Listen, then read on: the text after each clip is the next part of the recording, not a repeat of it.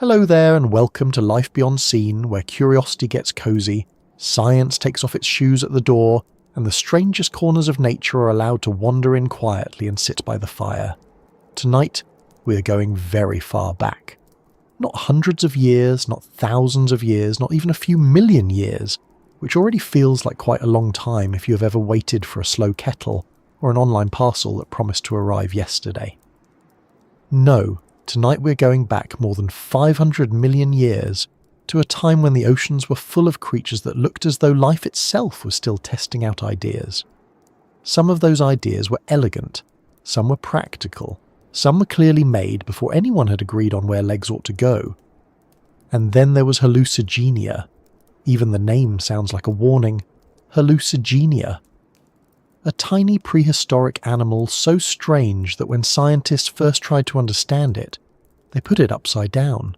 Then they mistook its back for its belly, its legs for tentacles, its defensive spines for walking stilts, and for a while, even its head was not entirely where anyone thought it was. It was not a giant monster in the usual sense.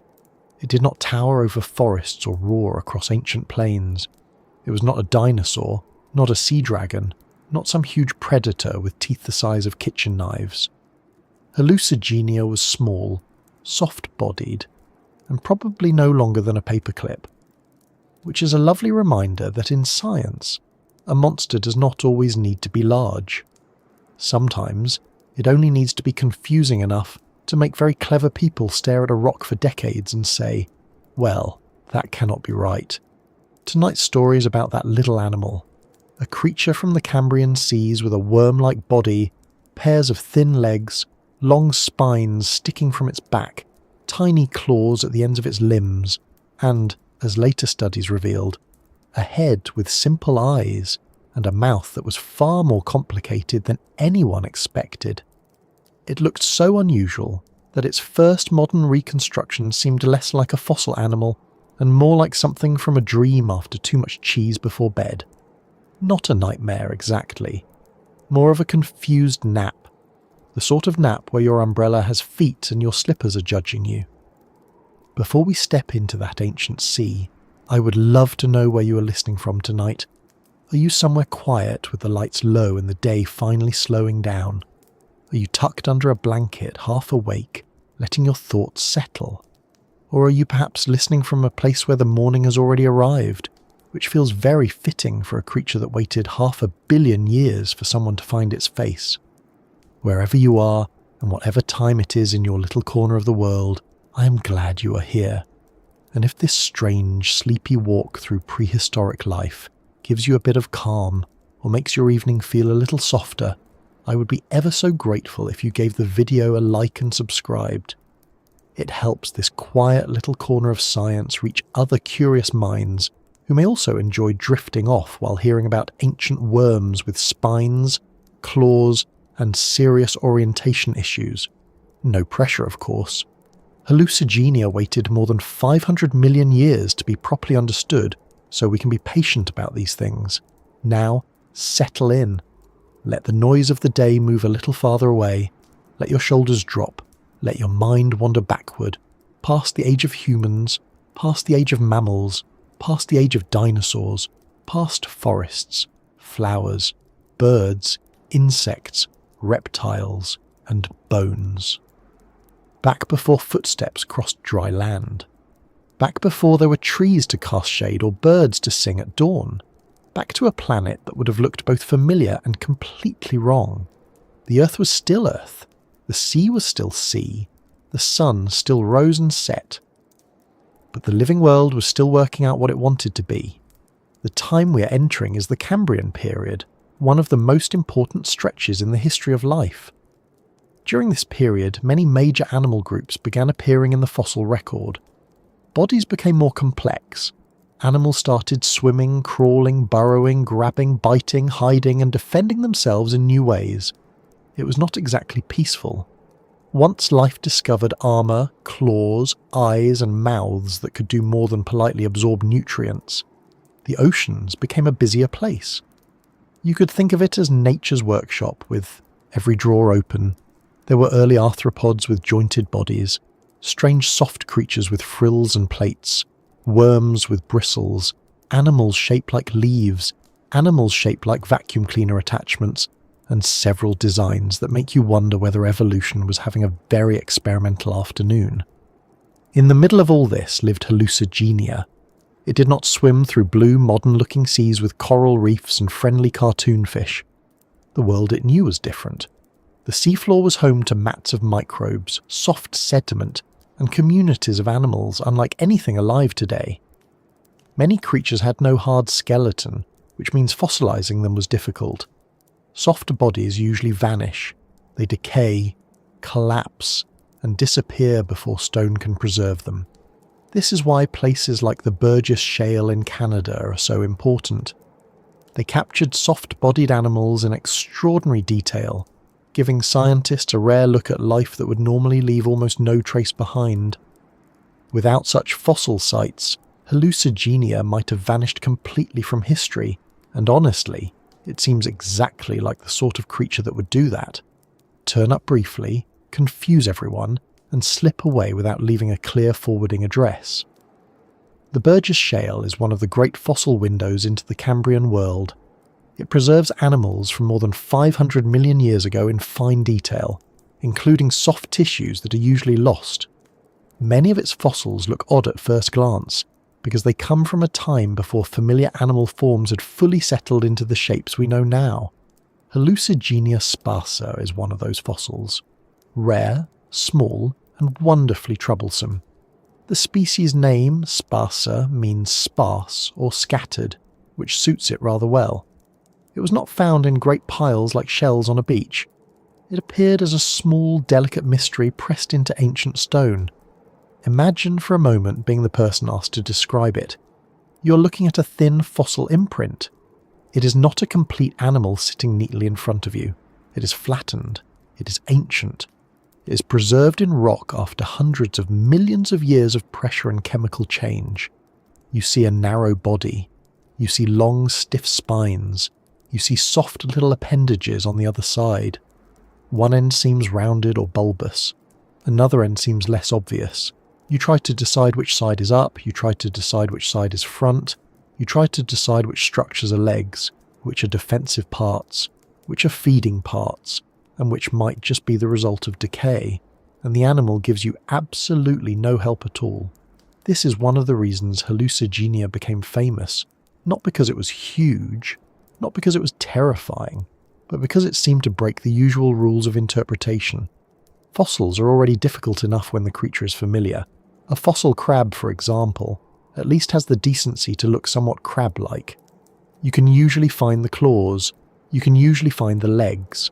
There is a general crab arrangement, which is more than can be said for many things in life.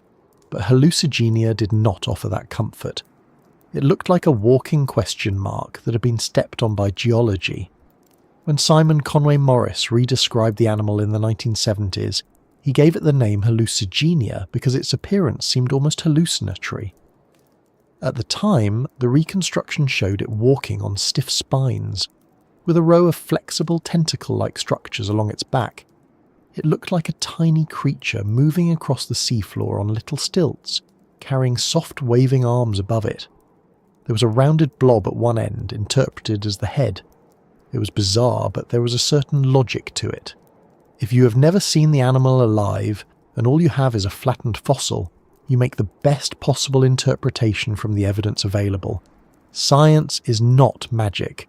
It is careful guessing with good manners and better tools. Still, that first reconstruction became iconic because it looked so deeply strange. It was the kind of image that made people stop and stare. A worm on spines, a living pincushion, a creature that seemed designed by someone who had been given the instructions for an animal but had spilled tea over the important diagrams. It was wonderful. It was unsettling. It was also, as later research showed, mostly upside down. That is part of the charm of Hallucigenia. It did not just enter science as a weird fossil. It became a lesson in scientific humility. The first interpretation was not foolish. It was based on what could be seen at the time. But fossils do not always reveal themselves all at once. Sometimes They need comparison. Sometimes they need better microscopes. Sometimes they need another fossil from another part of the world to quietly tap science on the shoulder and say, "Excuse me, I think you may have this animal the wrong way up." Later discoveries of similar Cambrian animals, especially from fossil sites in China, helped change the picture. Scientists began to realize that the so-called tentacles were more likely to be legs, and the stiff spines were not legs at all.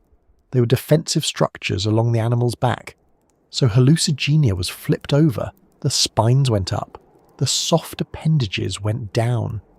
Suddenly it made more biological sense. The creature was not walking on spikes like a very determined piece of furniture.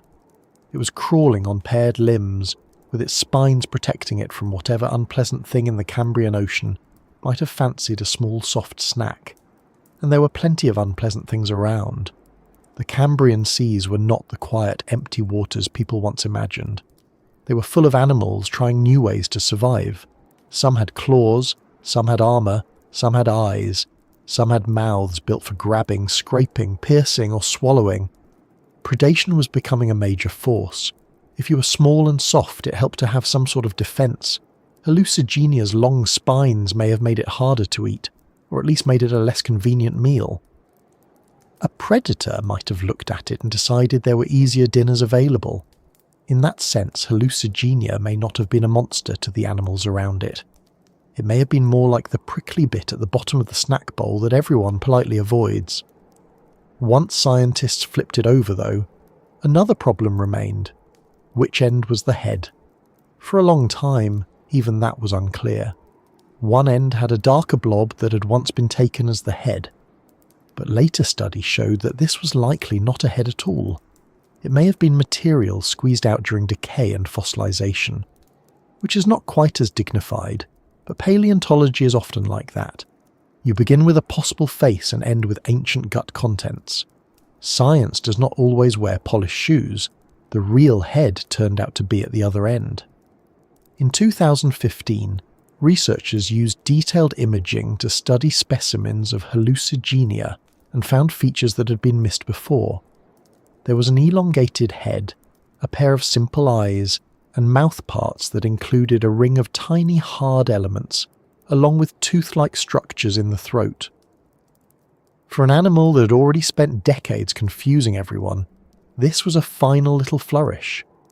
Not only had it been upside down, not only had it been backward, not only had its supposed head been something else entirely, its actual mouth was more complex than expected. You have to admire the commitment.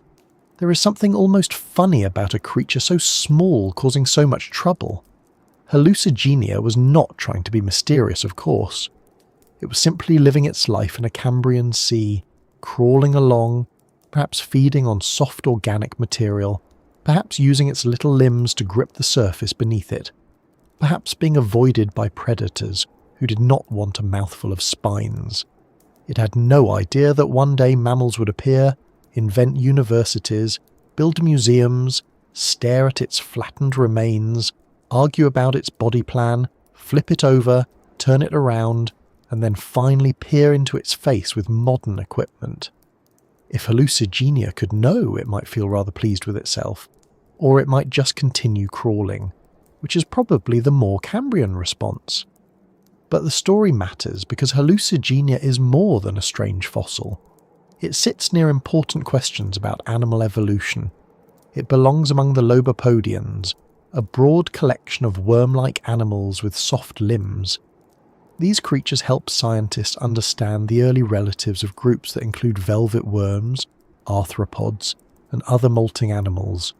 Hallucigenia, with its claws, spines, and unusual mouth parts, gives clues about how body plans changed over deep time. It shows that the road to modern animals was not simple or tidy. It was full of experiments, branches, dead ends, and unexpected combinations of features. This is where Hallucigenia becomes strangely comforting. Not pretty, perhaps. Not graceful in the usual sense, but comforting. Because science did not understand it immediately. Science looked, guessed, revised, compared, corrected, and looked again. The animal did not break science by proving science useless. It broke science in a better way. It broke a first impression. It broke an assumption. It broke the habit of thinking that an unfamiliar body must fit neatly into familiar categories. And then science did what it is supposed to do. It changed its mind. That is a useful thing to remember, especially at night, when thoughts can become a bit too certain, and the mind starts arranging worries into neat little rows. The natural world is not always obvious. Evidence can be incomplete. A shape can be mistaken. A head can turn out to be a tail. A row of legs can spend years being called tentacles. Even the experts, careful and brilliant as they are, sometimes need time, new fossils and better tools before the picture becomes clear. There is no shame in revision. Sometimes understanding arrives upside down and has to be gently turned over. So tonight, we will spend time with this little prehistoric oddity. We will meet the world it came from, the fossil bed that preserved it, the scientists who tried to make sense of it, and the strange anatomy that made it famous. We will look at why its first reconstruction seemed so impossible, how later discoveries changed the story, and what its tiny claws and unexpected mouthparts revealed about the early history of animals. We will not rush. Hallucigenia certainly did not rush. It waited in stone for more than 500 million years, which makes even the slowest customer service queue seem rather manageable.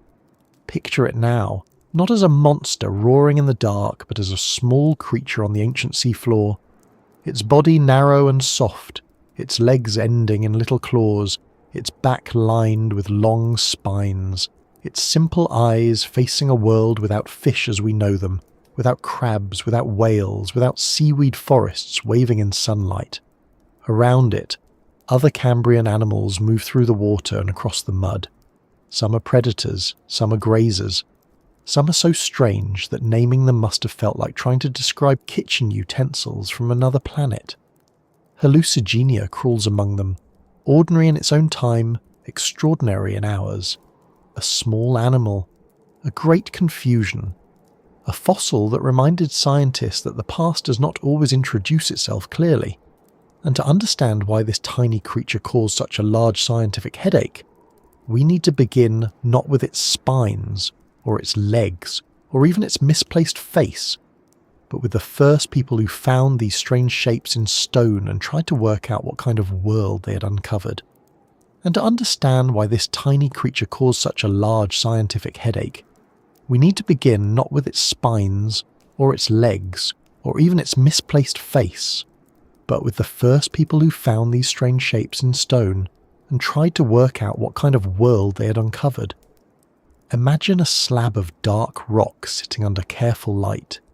It is not glowing. It is not dramatic. It does not rumble with ancient secrets, or politely announce that it contains one of the oddest animals ever described. It is just a piece of stone, flat and quiet, with a faint shape pressed into it. To most people it might look like a smudge, a scratch, or the kind of mark you would ignore while cleaning an old kitchen tile. But to a paleontologist, that little mark can be enough to stop the room. Because fossils like Hallucigenia do not arrive as clear pictures, they do not come with labels. They do not come with arrows saying, head this way, or legs underneath, or please do not mistake this digestive stain for a face. They arrive as flattened remains inside rock, pressed and altered by time, with details that can be so faint that even trained eyes have to lean in close. Paleontology often looks adventurous in the imagination. People picture desert cliffs, hammers, wide hats, and dramatic discoveries made at sunset. And yes, sometimes there is a good hat involved. But a great deal of the work is quieter than that. It is patient looking. It is comparing one faint outline to another faint outline. It is turning a specimen under the light, adjusting the angle and wondering whether that tiny line is anatomy, damage, shadow, or wishful thinking. Hallucigenia was exactly the kind of fossil that demanded this kind of patience. It was small. Not small in the way a cat is small, or even in the way a mouse is small. Smaller than that. A complete specimen could fit comfortably along the length of a paperclip. If you dropped a living hallucigenia onto your desk, and if it were not impossible for many obvious reasons, you might need to look twice before realizing that the little speck had legs, spines, a head, and a place in one of the greatest stories in evolution. It was not a towering beast. It was a tiny animal with an oversized ability to cause confusion. This is one of the lovely tricks of science. Some discoveries become famous because they are huge. A dinosaur skull the size of a suitcase, a whalebone pulled from desert rock, a mammoth tusk curving out of frozen ground. Others become famous because they are small enough to be overlooked, but strange enough that once someone notices them, they will not leave the mind alone. Hallucigenia belongs to that second group. It is the sort of fossil that seems modest until you try to explain it. Then suddenly, the room becomes full of questions. Where is the head? Where is the tail? Are those legs? Are those spines? Is it walking on those things? Is it upside down? Is it even one animal? These are not silly questions. They are the exact questions that careful researchers had to ask. When a fossil is soft-bodied, flattened, and more than 500 million years old, the obvious answer is not always the right one. Soft tissue does not usually preserve cleanly. It can decay before burial. It can collapse. It can leave stains rather than bones. It can shift during fossilization. And because Hallucigenia had no large skeleton, no familiar shell, and no neat arrangement that matched a modern animal at first glance, it gave paleontologists very little easy ground to stand on. The first known specimens came from the Burgess Shale, a fossil site in the Canadian Rockies that has become one of the most famous windows into Cambrian life. The place itself is almost unfairly beautiful. Steep mountain slopes, cold air, stone layers stacked like pages, and inside those pages, animals from a sea that existed long before the mountains rose. It is strange to think about. You can stand high in the Rockies today, among peaks and snow and alpine air, and the rocks beneath you once formed underwater, in an ocean filled with soft-bodied animals crawling and swimming through the Cambrian world. The animals did not know they were future fossils. They were not posing for science, they were simply alive. That is something worth holding in mind. Fossils are not just objects. They are the remains of once living things that had ordinary moments in their own environments. Hallucigenia was not bizarre to itself. It did not wake up and think, "Goodness, I am a problem for future textbooks." It was built for its own world. It moved, fed, responded, avoided danger, and occupied a real place on the seafloor. The fact that we find it strange says as much about us as it does about the animal. We're used to the bodies around us now. Dogs, birds, beetles, fish, snails, spiders and people all seem normal because we have seen them often. But the Cambrian seas had a different cast of characters. Many of them look odd because they come from a time when animal body plans were still being tested in many directions. The Burgess Shale preserved many of those characters with unusual detail. That is why it matters so much. In most fossil sites, hard parts are the stars. Shells, bones, teeth, and mineralized plates have a better chance of surviving. Soft animals often disappear from the record, leaving little or nothing behind. This creates a problem. If you only study the creatures that fossilize easily, you get a biased view of ancient life. You might begin to think the past was full of hard shells and sturdy skeletons, when in reality the seafloor may also have been crowded with soft bodies that usually left no trace. The Burgess Shale helps correct that. It preserves animals that would normally vanish. It gives science a rare look at the softer side of the Cambrian, which sounds gentle until you meet some of the animals. There were creatures with grasping limbs. There were animals with strange plates and odd feeding structures. There were early relatives of groups that would later become very successful. There were also organisms so unusual that scientists debated for years where to place them. Hallucigenia stood out even in that crowd. That is impressive. Being the odd one in the Burgess Shale is like being the weird teapot at a table, already full of weird teapots. The competition is strong. When early researchers examined these small fossils, Hallucigenia was not immediately treated as the star of its own story. It was first classified under a different name, connected with another fossil animal. The early material was difficult to interpret, and that is understandable. A tiny flattened creature with unclear orientation is not exactly offering a handshake. Later, Simon Conway Morris redescribed it and recognised it as something distinct enough to deserve a new genus. The name he chose, Hallucigenia, captured the experience of looking at it. Not because anyone thought the fossil was imaginary, but because its form seemed almost unreal. It appeared to resist ordinary categories. Now, pause there for a moment, because naming is not just decoration in science. A name can carry a first impression. It can tell you how a researcher felt when facing the evidence. Hallucigenia is not a dry name. It does not sound like a storage drawer. It sounds like a creature that made someone blink slowly and reconsider the rules. That alone tells us something about the fossil's effect. Even among people trained to expect strange things, this animal looked strange enough to earn a name that still makes it sound like it wandered out of a dream with too many legs. The famous reconstruction that followed showed Hallucigenia standing on 7 pairs of stiff spines. Along its upper side were flexible tentacle-like appendages. At one end was a rounded structure interpreted as a head. It looked unlike nearly anything else. There it was, a little Cambrian animal apparently walking across the seafloor on sharp stilts, with soft arms waving above it. This image became memorable because it was so wonderfully wrong-looking. Not wrong in the sense of careless, but wrong in the sense that it did not fit our expectations of how an animal should be arranged. Most animals do not balance on spines. Most animals do not put their soft limbs on top and their sharp points underneath. Most animals, even very rude ones, have the common courtesy to put their face where it can be found. But fossils do not care about courtesy. The reconstruction made sense from one angle because the evidence was limited and difficult. The spines looked firm, the other structures looked softer. If the spines touched the sediment in the fossil, perhaps they were support structures. If the soft appendages rose above the body, perhaps they were feeding tentacles. It was odd, but Cambrian animals were odd, so maybe oddness was the correct answer. This is a genuine challenge in paleontology. You cannot reject an interpretation simply because it seems strange. Nature has produced plenty of strange things. Seahorses are real, platypuses are real, deep-sea anglerfish are real.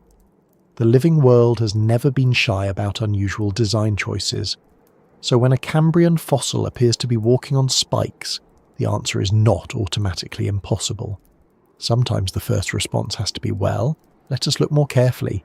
And paleontologists did. They compared specimens. They studied related fossils. They examined the patterns in the body. They asked whether the spines could actually work as legs. They asked how the animal would move. They asked whether the soft appendages showed signs of being paired. They looked at similar Cambrian animals from other sites, including material from China, where related forms helped make the body plan clearer. Slowly the picture changed. Hallucigenia was not walking on spines. The spines belonged on top. The soft appendages were legs. The creature had been reconstructed upside down. There is something deeply satisfying about that correction. Not because the earlier scientists were foolish, but because the change shows science doing its job. A fossil is described. An interpretation is proposed. New evidence appears. The interpretation is tested and revised.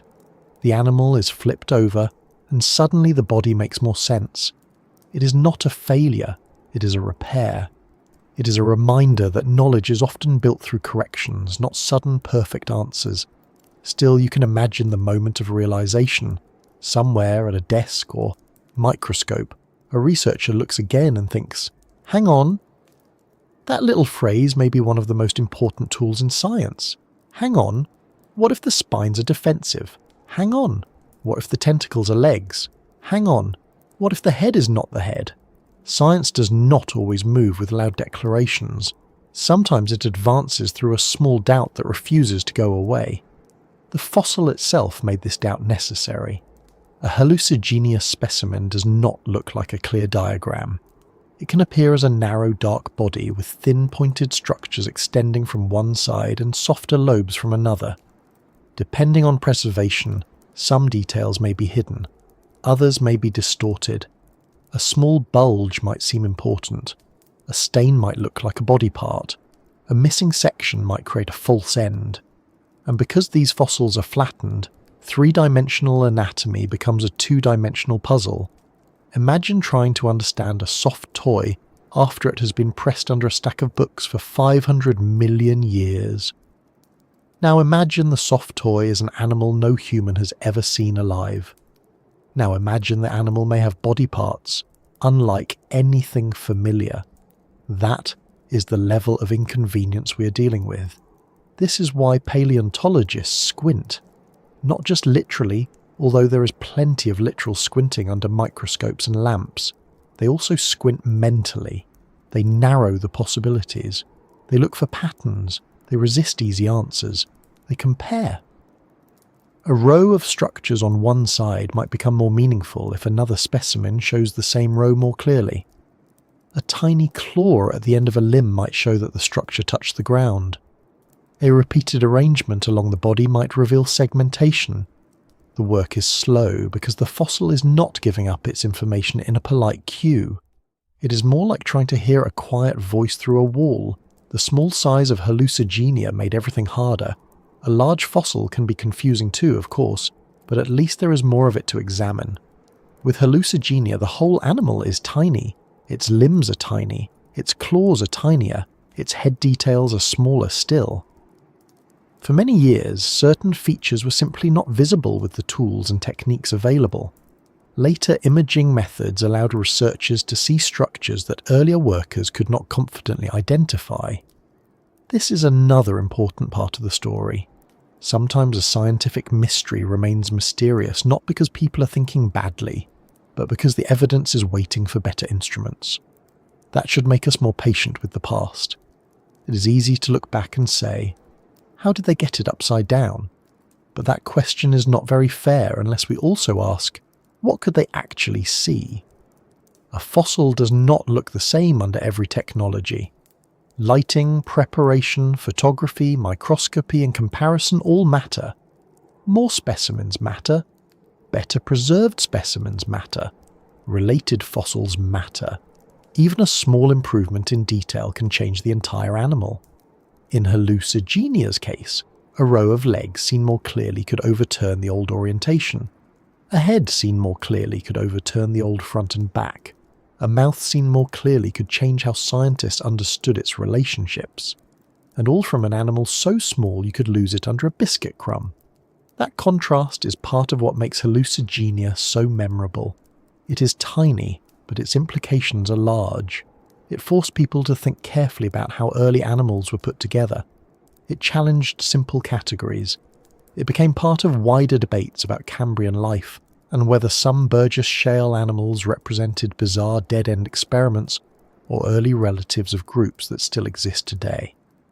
Over time, many of those supposed oddities have been placed closer to known lineages. They did not stop being strange exactly. They became strange in a more informative way. Hallucigenia was not just a random weird worm. It was a lobopodian, part of a broader group of soft-bodied legged animals important for understanding the relatives of velvet worms, tardigrades and arthropods. That is a rather impressive set of connections for something that once had trouble being placed the right way up.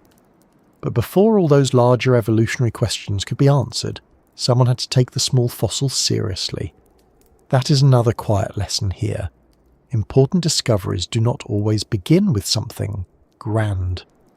Sometimes they begin with a thin mark on a slab, a drawer of specimens, and a researcher willing to spend hours asking whether the little line near the end is part of a limb or just a crack. In a world that often rewards quick answers, fossil work reminds us that careful attention can be more powerful than speed. The ancient world is not going anywhere.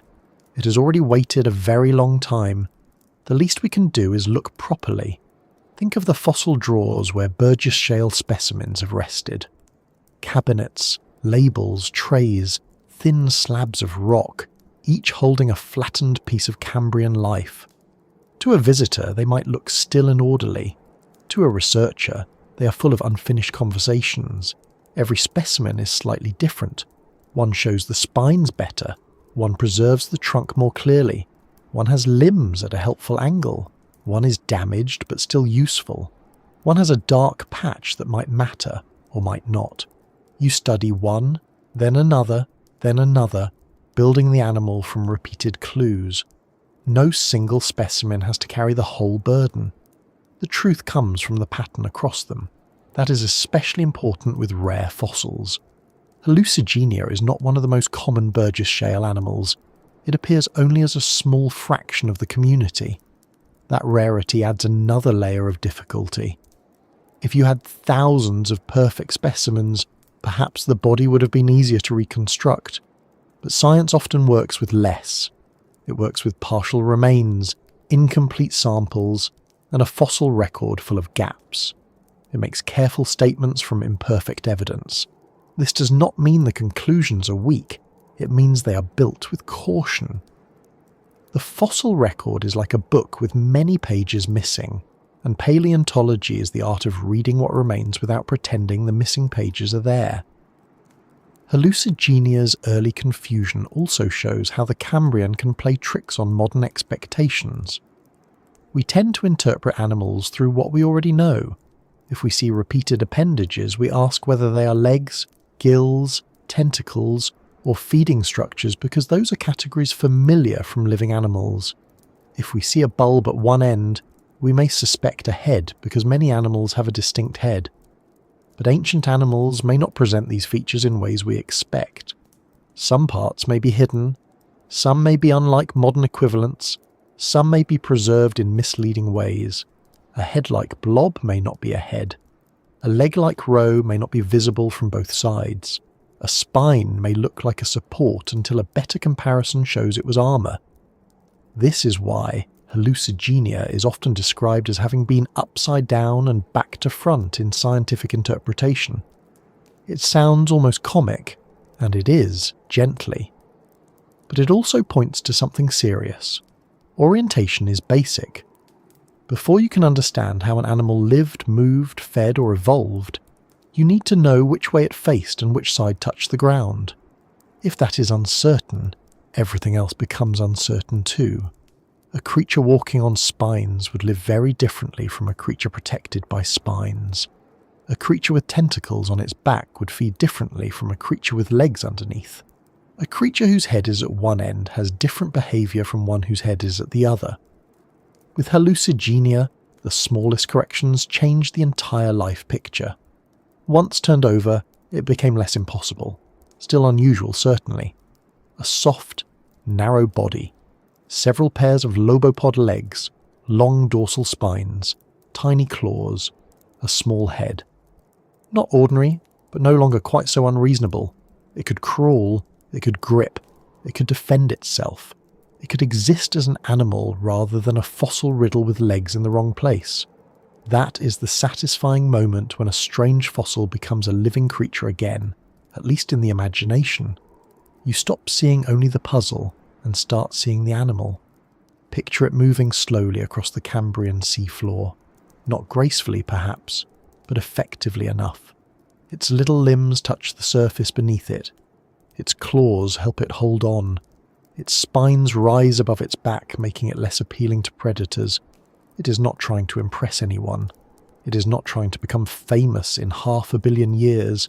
It is simply doing what living things do. It is getting through the day. Though days in the Cambrian had no clocks, no calendars, and thankfully no inbox notifications. Above it, the water is alive, with movement. Around it, other animals feed and avoid being fed upon. Some crawl over microbial mats, some burrow into sediment, some swim overhead. The seafloor is not empty. It is a working habitat, full of small decisions and constant danger. In that world, Hallucigenia's strange body is not a mistake. It is a solution. A very old solution, built for a very old problem. How do you move, eat, and not get eaten when the ocean is filling with animals that are also trying new things? The fossil in the rock is only the still ending of that living problem. Paleontologists had to reverse engineer the answer. They had to look at a flattened trace and imagine muscles, movement, posture and behaviour. They had to turn stone back into life. That is not easy. It is also not guesswork in the casual sense. It is evidence-led imagination. The evidence sets the boundaries. The imagination helps fill in the living scene. Too little imagination, and the fossil remains a stain. Too much, and you invent a creature that never existed. The balance is delicate, rather like carrying a full cup of tea across a room with too many rugs. Hallucigenia pushed that balance hard. It asked researchers to be bold enough to propose an unusual reconstruction, then careful enough to abandon parts of it when better evidence arrived. It asked them to accept that Cambrian animals could be very different from modern ones, but not to treat every strange feature as beyond explanation. It asked them to keep looking. That may be the most important phrase in its story. Keep looking, under better light, with better tools, across more specimens, against related fossils through time. And this is where the tiny fossil becomes more than a curiosity. It becomes a small lesson in how knowledge grows. The first look was not enough. The second look helped. The third look changed the animal. Later looks found details no one had seen clearly before. Each stage did not erase the earlier work entirely. It built on it, corrected it, and made it sharper. The fossil stayed the same, but the understanding changed. That is a very normal thing in science, although Hallucigenia made it unusually visible by being so spectacularly awkward. There is also a human side to this. You can imagine a paleontologist hunched over a specimen, perhaps late in the day, perhaps with cold coffee nearby, studying a tiny Cambrian animal that refuses to behave. The spines are clear in one area and blurred in another. The limbs are preserved unevenly. The body tapers. One end seems to say head, then later says no, sorry, not head. A specimen that's small can make a large mind feel very humble, and humility is useful when dealing with deep time. The past is not arranged for our convenience. It does not care how tidy our diagrams are. It gives us pieces, and then it waits. Hallucigenia waited longer than almost anything we can easily imagine. More than 500 million years passed between its life and our attempts to understand it. Continents shifted, mountains rose, seas opened and closed. Entire groups of animals appeared and vanished. Forests spread. Dinosaurs came and went. Mammals diversified. Humans evolved, learned to make tools, language, museums, microscopes, and eventually documentaries gentle enough to fall asleep to. And through all of that, Hallucigenia remained pressed in stone, holding its little secret. You have me upside down. There is something almost comforting about that. Not because mistakes are comforting on their own, but because correction is possible. Even after decades, even after a famous reconstruction, the evidence could still be revisited. The animal could still be better understood. The fossil could still speak more clearly when science learned how to listen. That is why this tiny fossil made paleontologists squint. It was not just small, it was not just strange, it was a test of attention. And once those eyes adjusted, once the fossil was turned over in the scientific mind, the next question became larger. What kind of world produced an animal like this? What was happening in the Cambrian seas that allowed such unusual bodies to appear? Why do so many animals from this time look as if life was trying every available arrangement before settling into more familiar plans? To answer that, we need to leave the museum drawer for a while and move back into the ocean itself, to a time before bones, teeth, claws, and common sense had fully taken over the living world. To answer that, we need to leave the museum drawer for a while and move back into the ocean itself, to a time before bones, teeth, claws, and common sense had fully taken over the living world. More than 500 million years ago, the Earth was not empty, but it would not have looked like the world outside your window. There were no birds in the sky, because there were no birds. There were no forests, because there were no trees, there were no flowers, no bees, no grass, no mammals, no reptiles, no dinosaurs, no frogs, no songbirds, no cats sitting in inconvenient places, and no people standing around trying to remember why they walked into a room. On land, life was still mostly small and simple. The real action was in the sea. The oceans were where animal life was beginning to become busy. Not beginning in the sense that life had only just appeared. Life had already existed for billions of years before Hallucigenia crawled around. Microbes had been doing the difficult early work for an almost ridiculous length of time. They had changed the planet, altered the chemistry of the oceans and atmosphere, and made later animal life possible. But animals with bodies made of different parts, animals that moved in obvious ways, animals with front ends and back ends, mouths, guts, limbs, armour, eyes, and habits rude enough to include eating each other were still relatively new in the grand story. The Cambrian period is famous because the fossil record from this time shows a major increase in animal variety. It was not a single sudden moment where one morning the ocean woke up and said, "Today I shall invent everything." Evolution does not usually work with that kind of punctuality. But compared with the long, quiet stretches before it, the Cambrian record looks remarkably active. Animals became more diverse. Body plans became more complex. Some creatures developed hard parts. Some became better at moving. Some became better at detecting the world around them. Some became better at catching food. And once some animals became better at catching food, other animals had to become better at not becoming food, which is one of nature's oldest and least relaxing conversations. This is important for understanding Hallucigenia. It did not appear in a gentle aquarium full of harmless blobs drifting politely past each other. It lived in a world where animal bodies were changing quickly over evolutionary time. The seafloor was becoming a place of movement, competition, and danger. To us, many Cambrian animals look strange.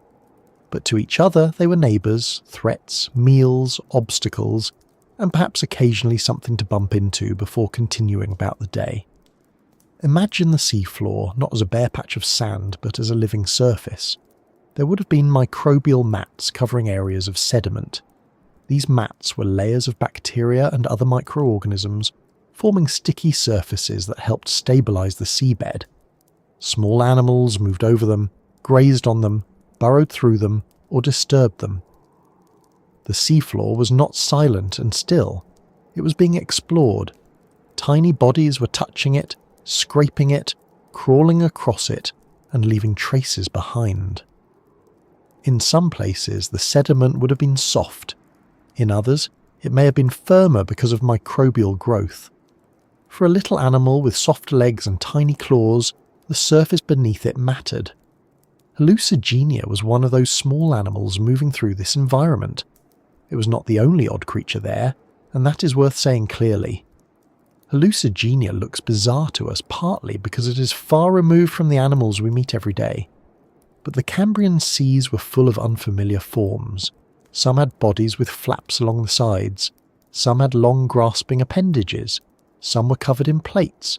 Some looked like early relatives of arthropods.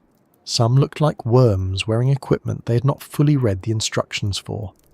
This was an ocean where many body designs were being tested by survival. Some designs would lead toward later successful groups.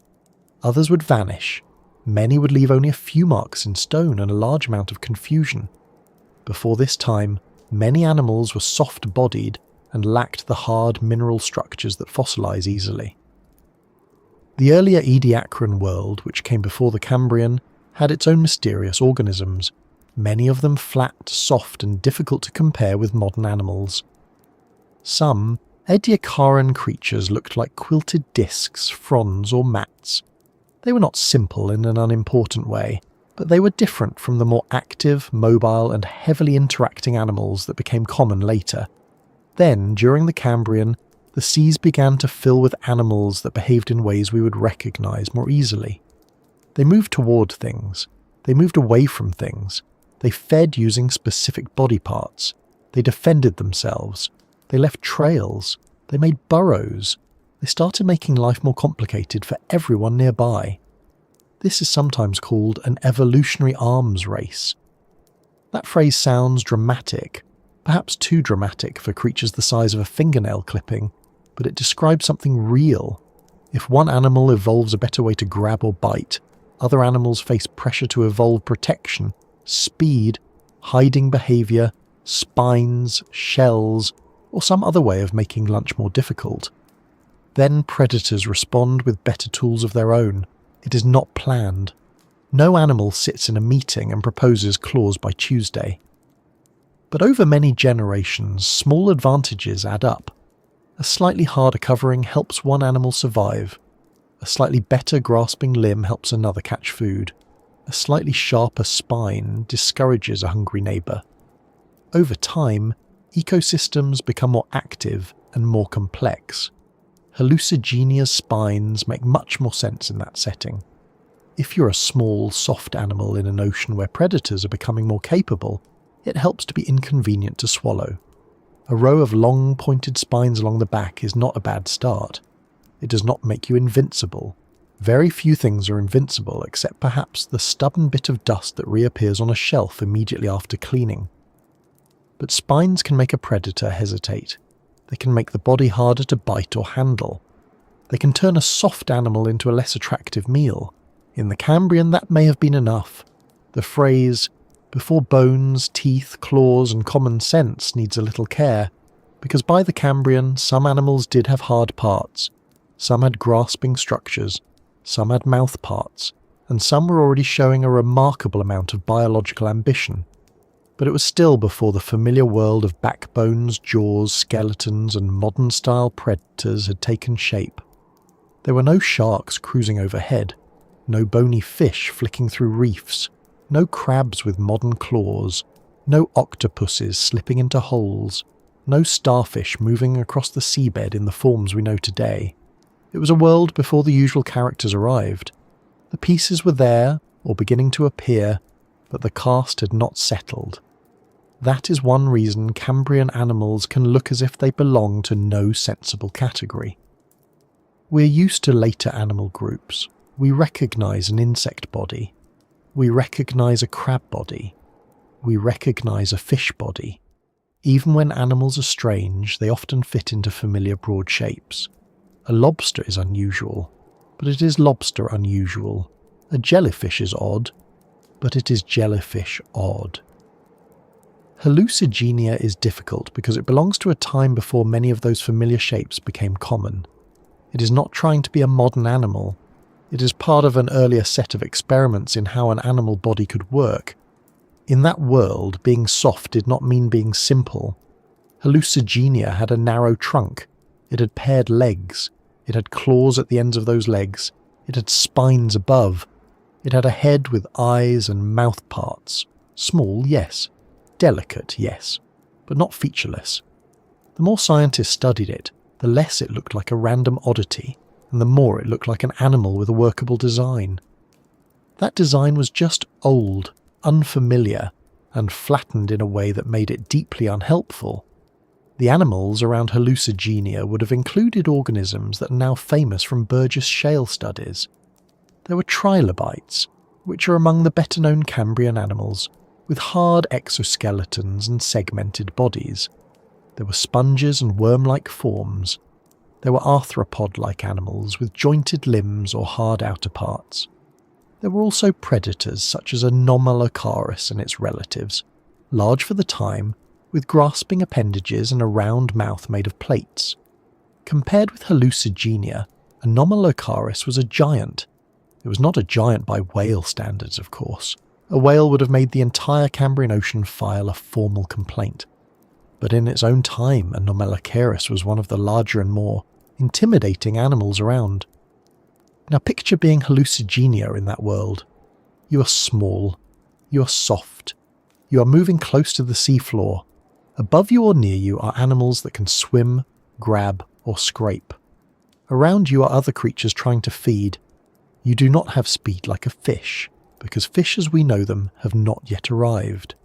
You do not have a shell like a clam, because those familiar forms are not yet part of the scenery. You have little legs and a row of spines. That may not sound heroic, But evolution is not concerned with heroism. It is concerned with what works well enough. A small animal that survives long enough to feed and reproduce has succeeded, even if future mammals find its body plan confusing. The Cambrian seafloor also lacked many of the later ecological structures we take for granted.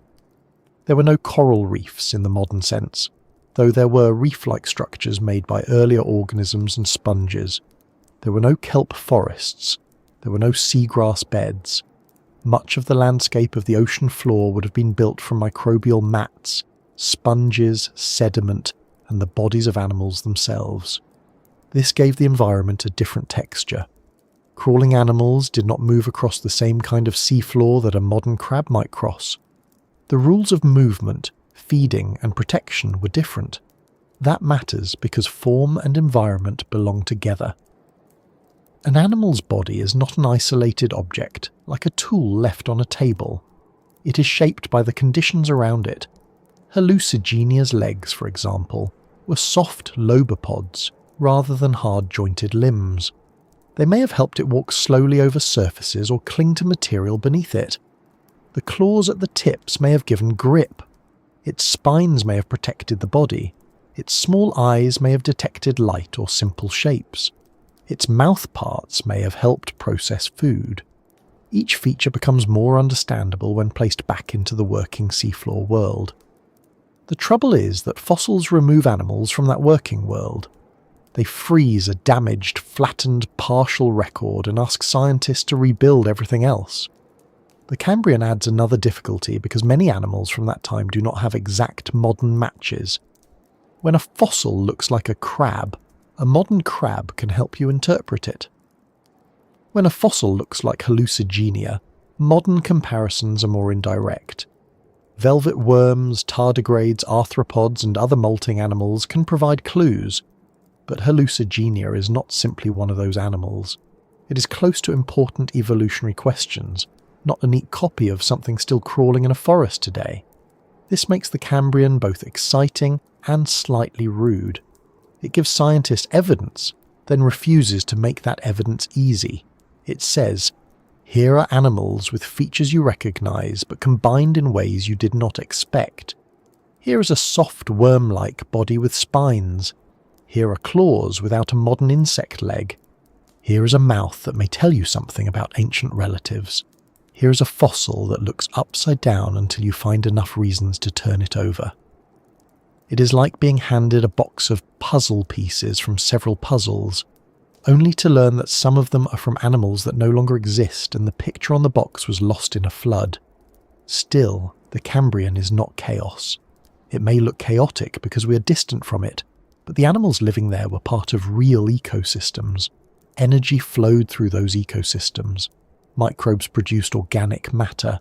Animals grazed, filtered, hunted, scavenged, or processed sediment. Predators affected prey. Prey affected predators. The seafloor changed as animals moved through it. Burrowing, in particular, became more important during the Cambrian. Earlier seafloors often had microbial mats that stayed relatively undisturbed. As more animals burrowed and mixed sediment, they changed the environment for everyone else. The surface became less stable in some places. Oxygen could penetrate differently. Food sources changed. Life was not simply living in the ocean, it was modifying the ocean floor. Hallucigenia may have lived in relation to these surfaces. It may have crawled on sponges or microbial mats. Some reconstructions place it moving across soft substrates or attached surfaces, using its claws to grip. We do not know every detail of its daily life. That is important to say plainly.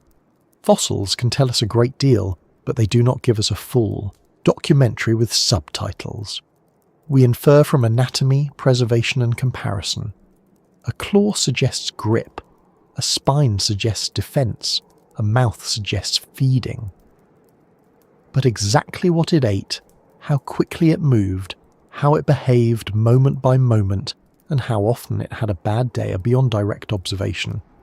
Even so, we can say that Hallucigenia was part of a world where small body features mattered. A slight improvement in grip could help an animal stay on a surface. A better mouth could let it process food more efficiently. Spines could reduce predation. Eyes, even simple ones, could help detect light, shadow, or movement. In a modern animal, simple eyes may seem limited. In a Cambrian setting, they could still be useful. Once some animals could see, even in basic ways, the ocean changed. Visibility became part of survival. If you can detect a predator earlier, you have a better chance of moving, hiding, or at least looking emotionally prepared. The development of eyes is one of the big Cambrian stories. Some animals had complex compound eyes. Others had simpler, light-sensitive structures. Vision may have increased the pressure for movement, camouflage, armor, and predation. A world where animals can sense each other at a distance is different from one where contact and chemical cues dominate. If a predator can see prey, prey must respond. If prey can see predators, predators must improve. Again, no planning is involved. It is just selection working through survival. But the result is an ecosystem that becomes more active and more visually engaged. Hallucigenia's eyes were simple, not the elaborate eyes of a large arthropod, but their presence matters because they place the animal within this growing world of sensory information. It was not a passive tube drifting through mud. It had a front end. It had sensory structures. It had a mouth. It had legs. It interacted with its surroundings. It was small, but it was an animal in a very real sense, not merely a strange fossil shape. The lack of familiar bones is also important. Hallucigenia did not have a backbone. It did not have an internal skeleton. Its body was soft, and that softness is one reason its fossils are precious. Most soft-bodied animals vanish quickly after death. The Burgess Shale preserved them because of unusual conditions. Animals were buried rapidly in fine sediment, limiting decay and disturbance. Over time, their bodies left carbon films and fine impressions. This kind of preservation can capture details that ordinary fossilization loses, but it can also flatten, smear, or obscure features, which is why Hallucigenia became such a puzzle. There is a gentle irony in that. The very preservation that saved Hallucigenia for science also helped confuse science. If the animal had preserved in 3 dimensions, perhaps its orientation would have been obvious. If its legs had remained extended clearly beneath it, perhaps no one would have imagined it standing on spines. If its head had preserved cleanly every time, perhaps the front and back would not have been debated. But it came to us as a flattened sign from a vanished world, and flattened signs are easy to misread. This is where the phrase common sense becomes a bit slippery. Common sense is useful for making tea, choosing shoes and not touching hot pans twice. But common sense can be a poor guide to deep time. A Cambrian animal does not have to match what feels sensible to a modern human. In fact, if you rely too heavily on what seems normal now, you may misunderstand what was normal then. Hallucigenia was not designed to satisfy our expectations. It was shaped by its own environment, its own ancestry, and its own survival pressures. The fact that it looked wrong to us says that our sense of normal animal is based on a very late sample of life. By the time humans appear, most of the strange early branches are long gone. We inherit a world where certain body plans have been successful for hundreds of millions of years. Vertebrates have backbones. Arthropods have jointed limbs and exoskeletons. Mollusks have their own familiar arrangements. Worms, echinoderms, cnidarians, and many others occupy recognizable categories. The Cambrian reminds us that these categories have histories. They were not always obvious. They emerged through branching, extinction, experimentation, and time. Hallucigenia stands near that earlier uncertainty. It is part of the messy workshop before the shelves were labelled. This is why it can feel like a creature from another planet, even though it lived on this one. We are seeing Earth before Earth looked familiar. That is one of the most powerful things paleontology can do. It does not just show us extinct animals, it shows us extinct normality. It shows us times when the everyday world was arranged differently. A Cambrian seafloor full of lobopodians, trilobites, sponges and radiodont predators was not weird to itself. It was ordinary life at the time. Our forests, birds, dogs, and late-night snacks would be the unbelievable future. In that sense, Hallucigenia is not an exception to nature. It is nature, seen from a distance, that makes our usual categories wobble. It reminds us that the living world did not move toward us as a goal. Evolution was not aiming for mammals, humans, or anyone sitting under a blanket listening to a sleepy science video. It was a branching process, with countless forms arising, surviving for a while, changing or disappearing. Hallucigenia was one branch among many. A small one, perhaps, but one that helps illuminate a much larger tree. That tree includes the edisozoans, the animals that molt their outer covering as they grow. This huge group includes arthropods, such as insects, spiders, crustaceans and their relatives, along with velvet worms, roundworms and others. Hallucigenia and its lobopodian relatives are important because they help scientists understand early stages in the evolution of these animals. A soft-bodied creature with lobopod legs and claws may not look much like a modern beetle or crab, but features from these early animals help reveal how complex later groups evolved. It is not a straight line from Hallucigenia to your garden spider. It is more like a branching family history with many cousins, some living, many long gone, and at least one that spent years being drawn upside down. To make sense of that family history, scientists look at details. The claws at the ends of Hallucigenia's limbs matter. The arrangement of its spines matters. The structure of its mouth and throat matters. The body segments matter. Small anatomical clues help place it among related animals. That is another reason the tiny fossil became important. It was not just a visual oddity. It held information about relationships among early molting animals. Once researchers could identify its features more clearly, Hallucigenia became less of a loose curiosity and more of a key piece in a larger evolutionary pattern. But before those details could be understood, paleontologists had to overcome the first great obstacle. The fossil looked almost impossible. And this was not entirely because Hallucigenia itself was impossible. It was because the Cambrian world around it was unfamiliar enough that an upside-down interpretation did not immediately seem absurd. In a sea full of strange animals, perhaps one really did walk on spines. Perhaps one really did wave tentacles from its back. Perhaps the rules were different enough for that to work.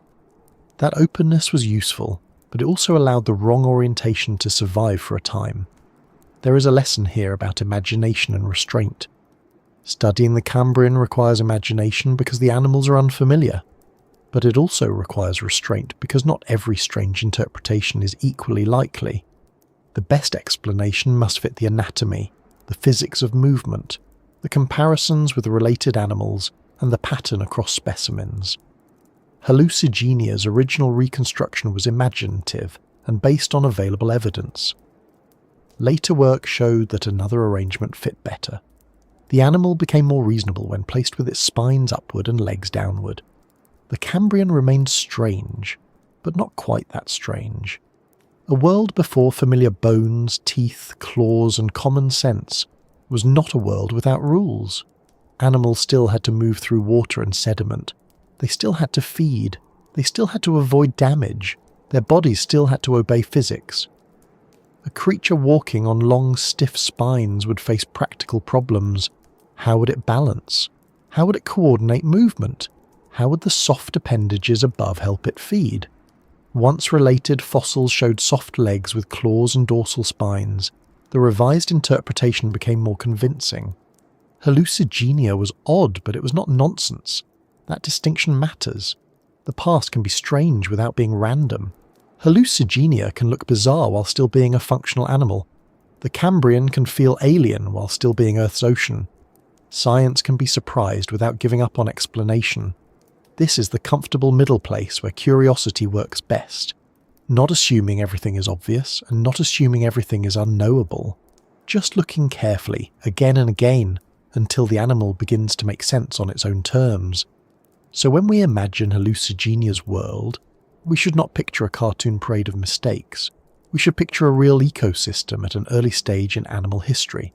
Soft bodies and hard parts, crawlers and swimmers, simple eyes and grasping limbs, defensive spines and feeding structures, microbial mats, fine sediment, buried animals, and sudden events that preserved life in stone. We should picture small creatures living ordinary lives in an extraordinary time. Somewhere in that setting, Hallucigenia moved, slowly most likely, close to the seafloor, its legs making contact with the surface, its claws gripping, its spines rising upward, its head exploring the space ahead. It did not know it belonged to a group that would one day help scientists understand major animal lineages. It did not know that one end of its body would be mistaken for the other. It did not know that future researchers would use microscopes, cameras, and comparative anatomy to argue over its shape. It was not a symbol, it was alive. That is easy to forget when an animal becomes famous as a puzzle. We talk about Hallucigenia as a mystery, a mistake, a scientific challenge, a bizarre fossil. All of that is true from our side. But from its side there was no mystery. Its body was its body. The spines were where the spines belonged. The legs touched what they needed to touch. The head faced forward. The mouth opened where it opened. The creature was not broken. Our understanding was. And that brings us to one of the funniest and most famous parts of its story. Because when Hallucigenia first entered modern scientific imagination, it did not crawl through the ancient sea on soft little legs, with its spines held above it like protection. It was drawn the other way around. Its spines became stilts. Its legs became tentacles. Its head was placed at the wrong end. The animal was made stranger than it already was, not because anyone was careless, but because the fossil allowed the mistake. The next step is to look at that first reconstruction, the one that made Hallucigenia appear as though it had decided to walk across the Cambrian seafloor on sharpened knitting needles. The next step is to look at that first reconstruction, the one that made Hallucigenia appear as though it had decided to walk across the Cambrian seafloor on sharpened knitting needles. And strangely enough, for a while, that was the best available picture. This is the part of the story where it becomes tempting to laugh at the early reconstruction. A little worm-like animal standing on long, stiff spikes, with soft tentacles waving along its back, and a strange, rounded end that may or may not be a head. It sounds like something a child might invent after being asked to draw an animal from memory while blindfolded. It also sounds like the kind of thing that would make a museum visitor lean closer, tilt their head, and quietly decide that prehistoric life was perhaps not supervised very closely. But before we smile too much, it is worth being fair. The scientists who worked on Hallucigenia were not being careless. They were dealing with a very small, very old, very flattened fossil from a group of animals that did not have a neat modern equivalent. The first modern reconstruction by Simon Conway Morris placed the long rigid spines downward as walking structures, and the softer appendages upward as tentacle-like features, because the available specimens did not clearly show both rows of legs, and the fossil's orientation was genuinely difficult to read. That matters because the mistake was not random. It was a reasonable mistake, and those are often the most interesting kind. A ridiculous mistake teaches you very little. A reasonable mistake teaches you exactly where the evidence was thin, where assumptions slipped in, and where the fossil itself was being wonderfully unhelpful. Look at Hallucigenia in that early interpretation and imagine trying to make it work as a living creature. The body is narrow and worm-like. Along one side are long, thin, stiff spines. Along the other side are soft, flexible appendages. If you do not already know which side is up, the stiff structures might seem like supports. They are strong, they are straight, they extend away from the body in a way that could be imagined as contact with the seafloor. The softer structures might then become tentacles, perhaps used to collect food or pass particles toward the mouth. It is odd, certainly. But the Cambrian was already odd. Once you have met some of the other animals of that world, a creature on spike legs does not immediately get thrown out of the room. That is one of the strange traps of studying very ancient life. If a fossil comes from a world full of unfamiliar body plans, your sense of what is possible has to loosen a little. You cannot simply say, animals do not do that, because animals have done many things, and some of them are frankly impolite. Sea cucumbers breathe through their rear ends. Velvet worms fire sticky slime. Barnacles spend their adult lives glued headfirst to surfaces and feeding with their legs. The natural world is not always interested in our ideas of dignity. So when Hallucigenia appeared to be walking on spines, the answer was not instantly no. It was more like, that seems uncomfortable, but let us continue. The trouble was that the fossil had been flattened into 2 dimensions. A living Hallucigenia would have been a 3-dimensional animal with left and right sides, an upper surface, a lower surface, muscles, a gut, a head, legs, and spines arranged in real space. The fossil, however, was a pressed trace in rock. Its body had been compressed. Fine details had been altered. Some parts were visible, others hidden. One row of appendages might be easier to see than the other. A dark stain at one end might look like anatomy. A missing or buried feature might lead the eye in the wrong direction. It was rather like trying to identify a folded umbrella after it had been ironed flat and buried for 500 million years. This is why the first reconstruction, strange as it was, had a certain internal logic. If the spines were legs, then Hallucigenia was a stilt walker. If the flexible appendages were tentacles, then perhaps it fed by using them to gather food. If the dark rounded end was the head, then the tentacles nearest that end might have passed food toward it. It was clumsy, but not entirely impossible on paper. Many extinct animals look awkward when reconstructed, especially when the details are incomplete. Evolution has produced bodies that seem improbable until you see how they function. So the early version of Hallucigenia took its place as one of the great Cambrian oddities, a tiny animal that seemed to have ignored the standard booklet on how to stand. There was one problem though. Actually, there were several problems. Hallucigenia did not look very stable. Walking on long, rigid spines would have been difficult. Spines are not ideal legs. They do not bend like limbs. They do not provide easy control. They do not offer much softness or grip. If you imagine yourself trying to cross a room on 7 pairs of broom handles attached to your stomach, you begin to appreciate the challenge. And if the seafloor was uneven, soft, or covered with microbial mats, the animal would have had to balance carefully on pointed structures that seemed better suited for defense than movement. It was possible to imagine, but not easy to believe in detail. Then there were the supposed tentacles. In the original interpretation, they sat along the top of the animal, but if they were feeding structures, they created their own puzzle. How did they collect food? How did food reach the mouth? Did each tentacle have a separate opening? Were they used like little arms? The arrangement did not feel completely satisfying. It was as if the animal had all the necessary parts for a body plan, but they had been placed in positions that made every ordinary task slightly more complicated. Eating became complicated, walking became complicated, finding the front became complicated, even standing still seemed like it might require a committee. But again, the fossil did not provide an obvious alternative at first, and in science, a difficult explanation can survive until a better explanation comes along. That is not stubbornness, that is method. You do not discard an idea simply because it is strange. You discard it when the evidence points more strongly somewhere else. For Hallucigenia, that stronger evidence would come from more careful study, better prepared specimens, and comparison with related Cambrian animals. The first picture did not collapse because someone suddenly found it funny.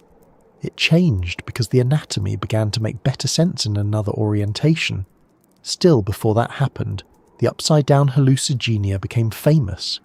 It had a theatrical quality.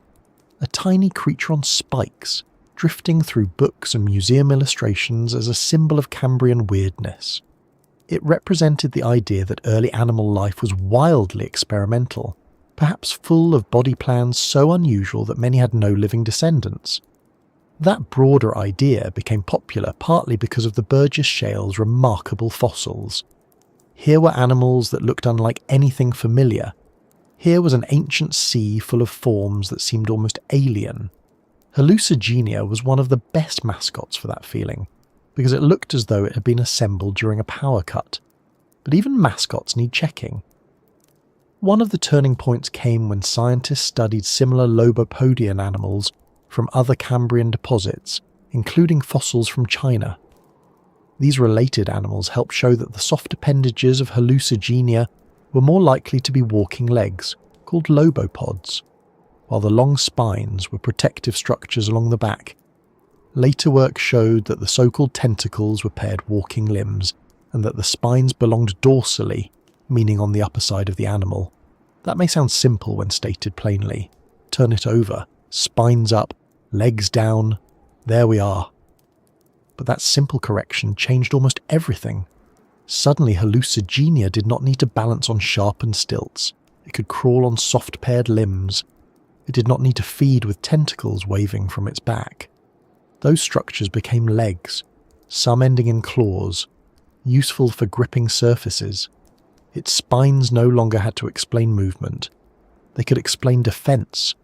The animal went from almost impossible to merely very unusual, which in Cambrian terms is practically respectable.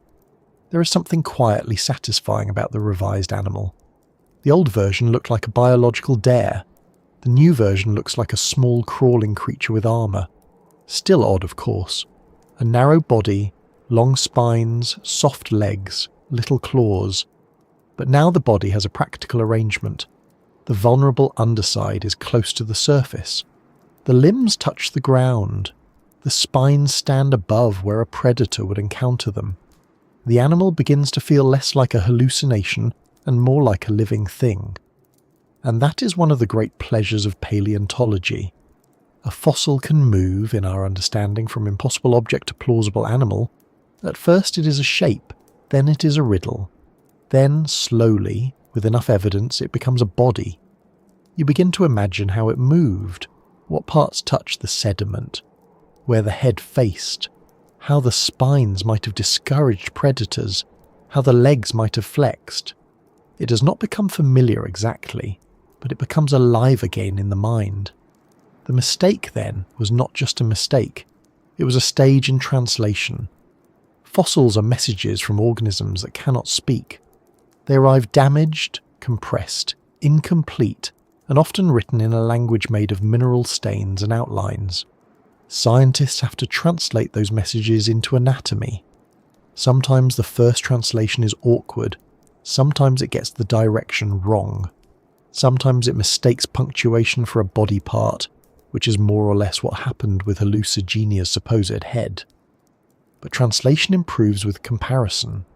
Once more fossils are found, once related animals are understood, once tools become sharper, the message becomes clearer. The spines are a good example. In the early version, they were legs because they looked stiff and prominent. In the later version, they were protective spines because their arrangement and comparison with related animals made that interpretation stronger. The Royal Ontario Museum's Burgess Shale description presents Hallucigenia with 7 pairs of long dorsal spines and multiple pairs of lobopod limbs, some ending in strong claws, which is very different from the old image of a spike-walking creature. The claws mattered too. Claws at the ends of limbs are persuasive little things. They suggest contact, grip, and movement. If a soft appendage ends in a claw, it becomes much easier to interpret it as a leg rather than a tentacle. Tiny details like this can overturn a whole body plan. It is rather humbling to think that a creature's place in scientific imagination can depend on a feature so small that you might miss it if you sneezed at the wrong moment. And the paired nature of the limbs mattered. If you can identify appendages on both sides of the body, then the animal becomes bilaterally organised in a clearer way. It has a left and a right. It has repeated walking structures. It is no longer a one-sided oddity wobbling through a fossil slab. But in flattened fossils, one side may be hidden. pressed beneath the body, or split away when the rock opens. Early specimens may show only part of the story. Later preparation can reveal structures that were buried at an angle. This is one reason the reinterpretation took time. The animal was not lying in the rock with every limb politely spread out like a labelled diagram. No fossil does that, really. At least, not often enough to make paleontologists as relaxed as they deserve to be. The upside-down hallucigenia also reminds us that preservation can create false confidence. A flattened fossil presents a shape, and the human mind loves shapes. We are very good at turning shapes into objects. A dark patch becomes a head. A row of lines becomes legs. A smooth edge becomes the back. This ability is useful, but it can mislead us. We see faces in clouds, animals in shadows, and occasionally meaning in the way toast burns. When looking at fossils, that pattern-seeking instinct has to be controlled by evidence. The dark patch at one end of Hallucigenia seemed head-like, but later studies suggested it was not the head at all. It was likely a stain associated with decay or preservation, not a preserved face. That is such a beautifully paleontological problem. Imagine spending years with an animal whose head is not only unclear, but whose fake head is confidently waiting at the wrong end like a prank. It is the sort of thing that would be annoying if it were not also wonderful. Hallucigenia did not simply hide its face, it provided a decoy. In everyday life, identifying the front of an animal is usually easy. The front is where the eyes are, or the mouth, or the nose, or the part that complains when dinner is late. With Hallucigenia, the head was tiny and difficult to distinguish from the tail in many specimens. Later research in 2015 finally clarified the head, showing a pair of simple eyes and mouth parts, including a ring of hard elements and tooth-like structures in the throat. But during the earlier phase, without those details clearly available, the wrong end could seem plausible. A blob at one end looked like a head because, frankly, it was at an end and it was a blob. That is not a terrible starting point. Many heads are blobs if you reduce them unfairly enough, but a blob is not a guarantee. In soft-bodied fossils, decay can produce stains. Internal material can be squeezed out. Parts can shift or collapse. A fossil can preserve the consequences of death as well as the shape of life. Distinguishing between the two is one of the constant challenges of reading ancient soft tissues. This is why Hallucigenia feels so instructive. It did not have one misleading feature. It had several. The spines looked like possible legs. The legs looked like possible tentacles. The head seemed to be at the wrong end. The body was flattened. The animal was tiny. His relatives were not fully understood. The Cambrian context encouraged openness to very strange forms. All the ingredients for a perfectly reasonable scientific muddle were present. And that phrase, perfectly reasonable muddle, is important. Science is sometimes taught as a series of facts, as if every discovery arrives polished and certain. Here is the answer. Memorize it. Move along. But real science often looks more like Hallucigenia, a first interpretation, a strange reconstruction, uneasy questions, better specimens, reinterpretation, more questions, better imaging, another correction. The truth is not lowered from the ceiling on a velvet cushion. It is assembled, revised, and occasionally turned upside down. There is no shame in that. In fact, that is the strength of the process. A belief that cannot change when evidence changes is not science. It is furniture. Science moves. It adjusts. It says, this is what we think, now, based on what we can see. Then, when it sees more, it updates. Hallucigenia's story is almost a little demonstration of this process in miniature. A tiny fossil became a large reminder that even confident diagrams should remain open to revision. The early reconstruction also had cultural power because it fitted a particular view of the Cambrian as a time of extreme experimental weirdness. The Burgess Shale animals were often presented as strange evolutionary possibilities, many of which did not lead directly to modern groups. Hallucigenia, in its spike-walking form, looked like the perfect example of a body plan that had gone off in a direction no later animal followed. It was easy to imagine it as a biological oddball, an evolutionary side note, a creature from a lost world of failed designs. But after the reinterpretation, Hallucigenia became connected more clearly to lobopodians and to larger questions about the ancestry of molting animals. This did not make it boring, it made it useful. It still looked strange, but its strangeness began to carry information rather than just surprise. The body plan was no longer a bizarre one-off. It belonged in a broader pattern of soft-bodied animals with lobopod limbs and in some cases armour or spines. That pattern helped scientists think about how later groups, including arthropods and velvet worms, might relate to earlier Cambrian forms. In other words, turning Hallucigenia over did more than fix its posture. It changed its meaning. The spikewalker was an emblem of weirdness. The corrected animal became a clue. That is a major shift. A weird fossil can make people say, "How strange." A clue can make people say, "What does this tell us?" Hallucigenia became both, which is a very efficient use of being small. Still, there is something lovable about the old version. Not accurate, no, but memorable. A little creature tiptoeing on spines across the Cambrian mud, waving tentacles like it had somewhere to be and no idea how legs were supposed to work. It is easy to see why it captured imaginations. Even now, when we know the reconstruction was wrong, it remains part of the animal story. The mistake has become almost as famous as the creature itself.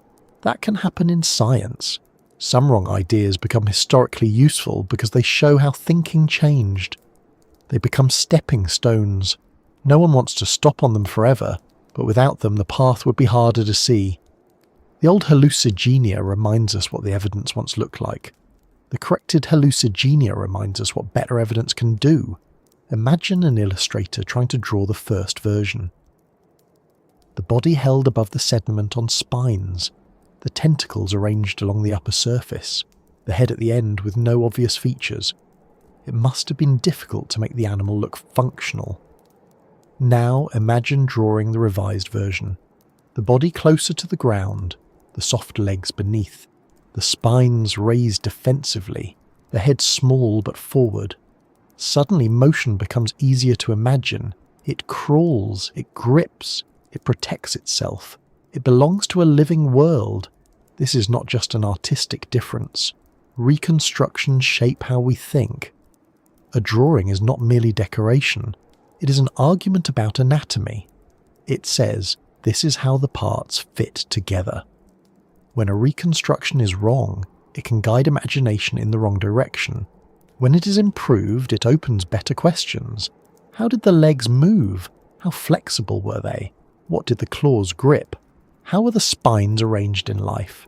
What predators might they deter? What did the mouth process? How does this compare with other lobopodians? The corrected orientation allowed those questions to become more grounded. Hallucigenia no longer had to perform impossible gymnastics just to exist. It could be studied as an animal with a plausible body.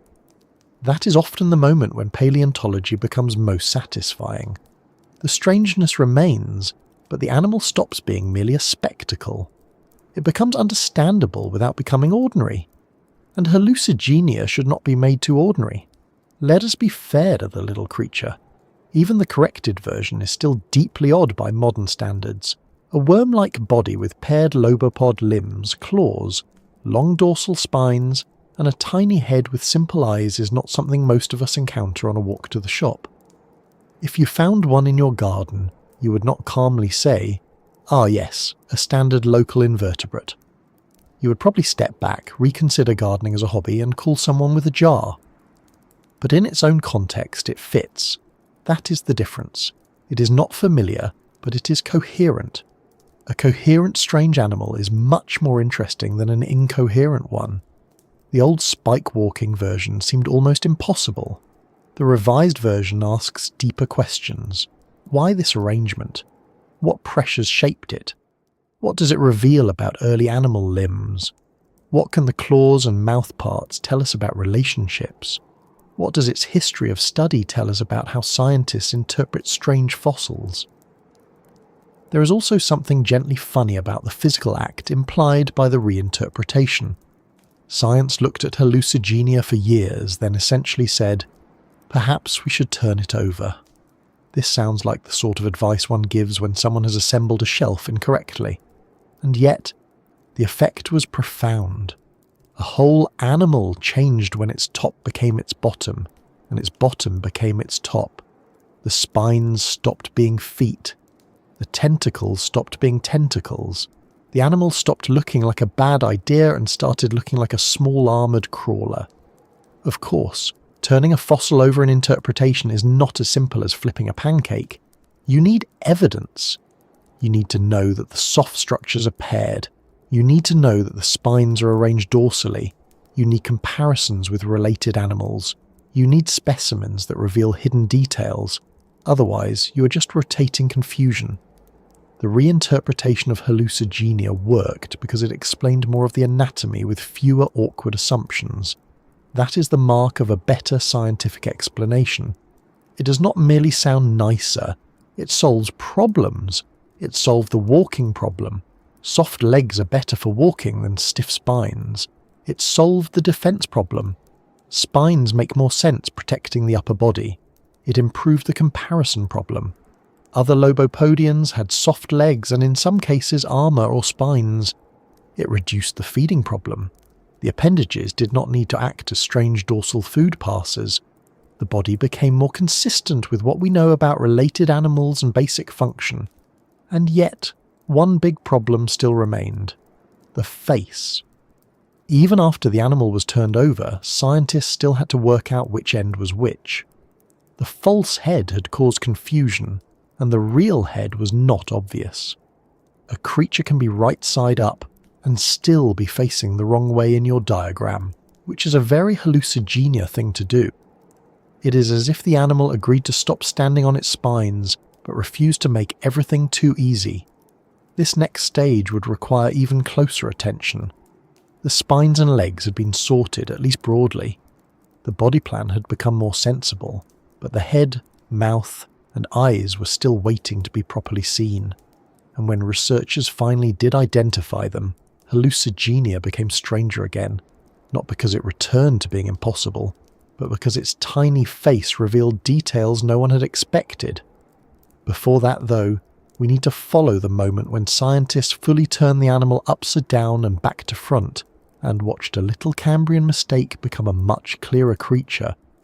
Before that, though, we need to follow the moment when scientists fully turned the animal upside down and back to front, and watched a little Cambrian mistake become a much clearer creature. There is a special kind of scientific satisfaction that comes from realizing the answer was not hidden far away, not locked inside a new planet, not buried under a mountain of equations, but sitting right in front of everyone, quietly facing the wrong direction. Hallucigenia's story has that feeling. It is almost like finding out that the strange object on the table, the one everyone has been debating for years, is not a broken tool at all. It is just upside down. Turn it over, and suddenly the handle makes sense. The sharp bit has a purpose. The odd little attachments are no longer decorative mysteries. The whole thing stops looking like something that fell out of a drawer and starts looking like something that was once useful. That is more or less what happened with Hallucigenia, except the object was a tiny animal from more than 500 million years ago, and the drawer was the Cambrian Ocean. The first great correction was the simplest to explain and the hardest to prove. The spines were not legs, the legs were not tentacles. The animal had been placed the wrong way up. Its long, pointed structures belonged along the back, not beneath the body. Its soft little appendages belonged underneath, where they could touch the surface and help the animal move. Once this change was made, the creature became less like a living coat rack, and more like a small, crawling animal protected by spikes. That may sound obvious now. It always does, once the answer is known. Many discoveries have this unfair quality. Before the correction, everyone is working through fog. After the correction, the fog lifts and people say, well, of course. But of course is much easier from the comfortable side of hindsight. When researchers first examined Hallucigenia, They were not looking at a clear model. They were looking at flattened fossils, tiny details, uneven preservation, and an animal with no exact modern match.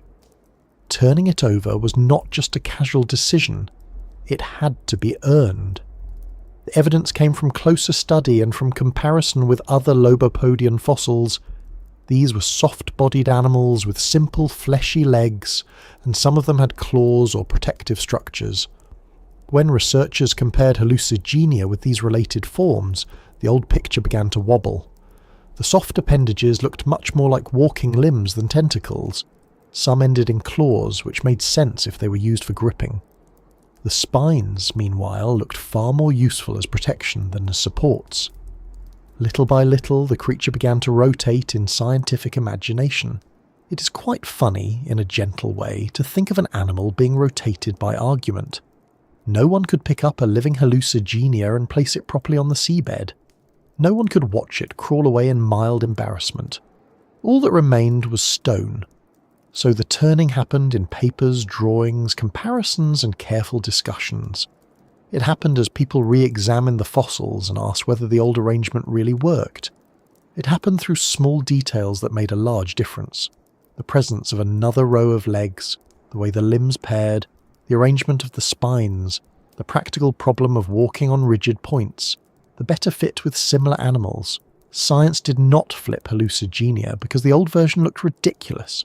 It flipped Hallucigenia because the new version explained more. That distinction is important. Many true things look ridiculous at first. A platypus looks like a joke delivered by a committee. A giraffe looks like a horse that tried to reach a shelf and overcommitted.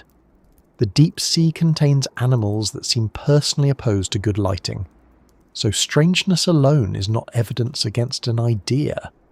The old Hallucigenia was not rejected because it was strange. It was rejected because the anatomy made better sense another way. When the spines moved to the back, they became defensive. This was sensible. A small, soft-bodied animal in the Cambrian Sea needed some way to discourage predators.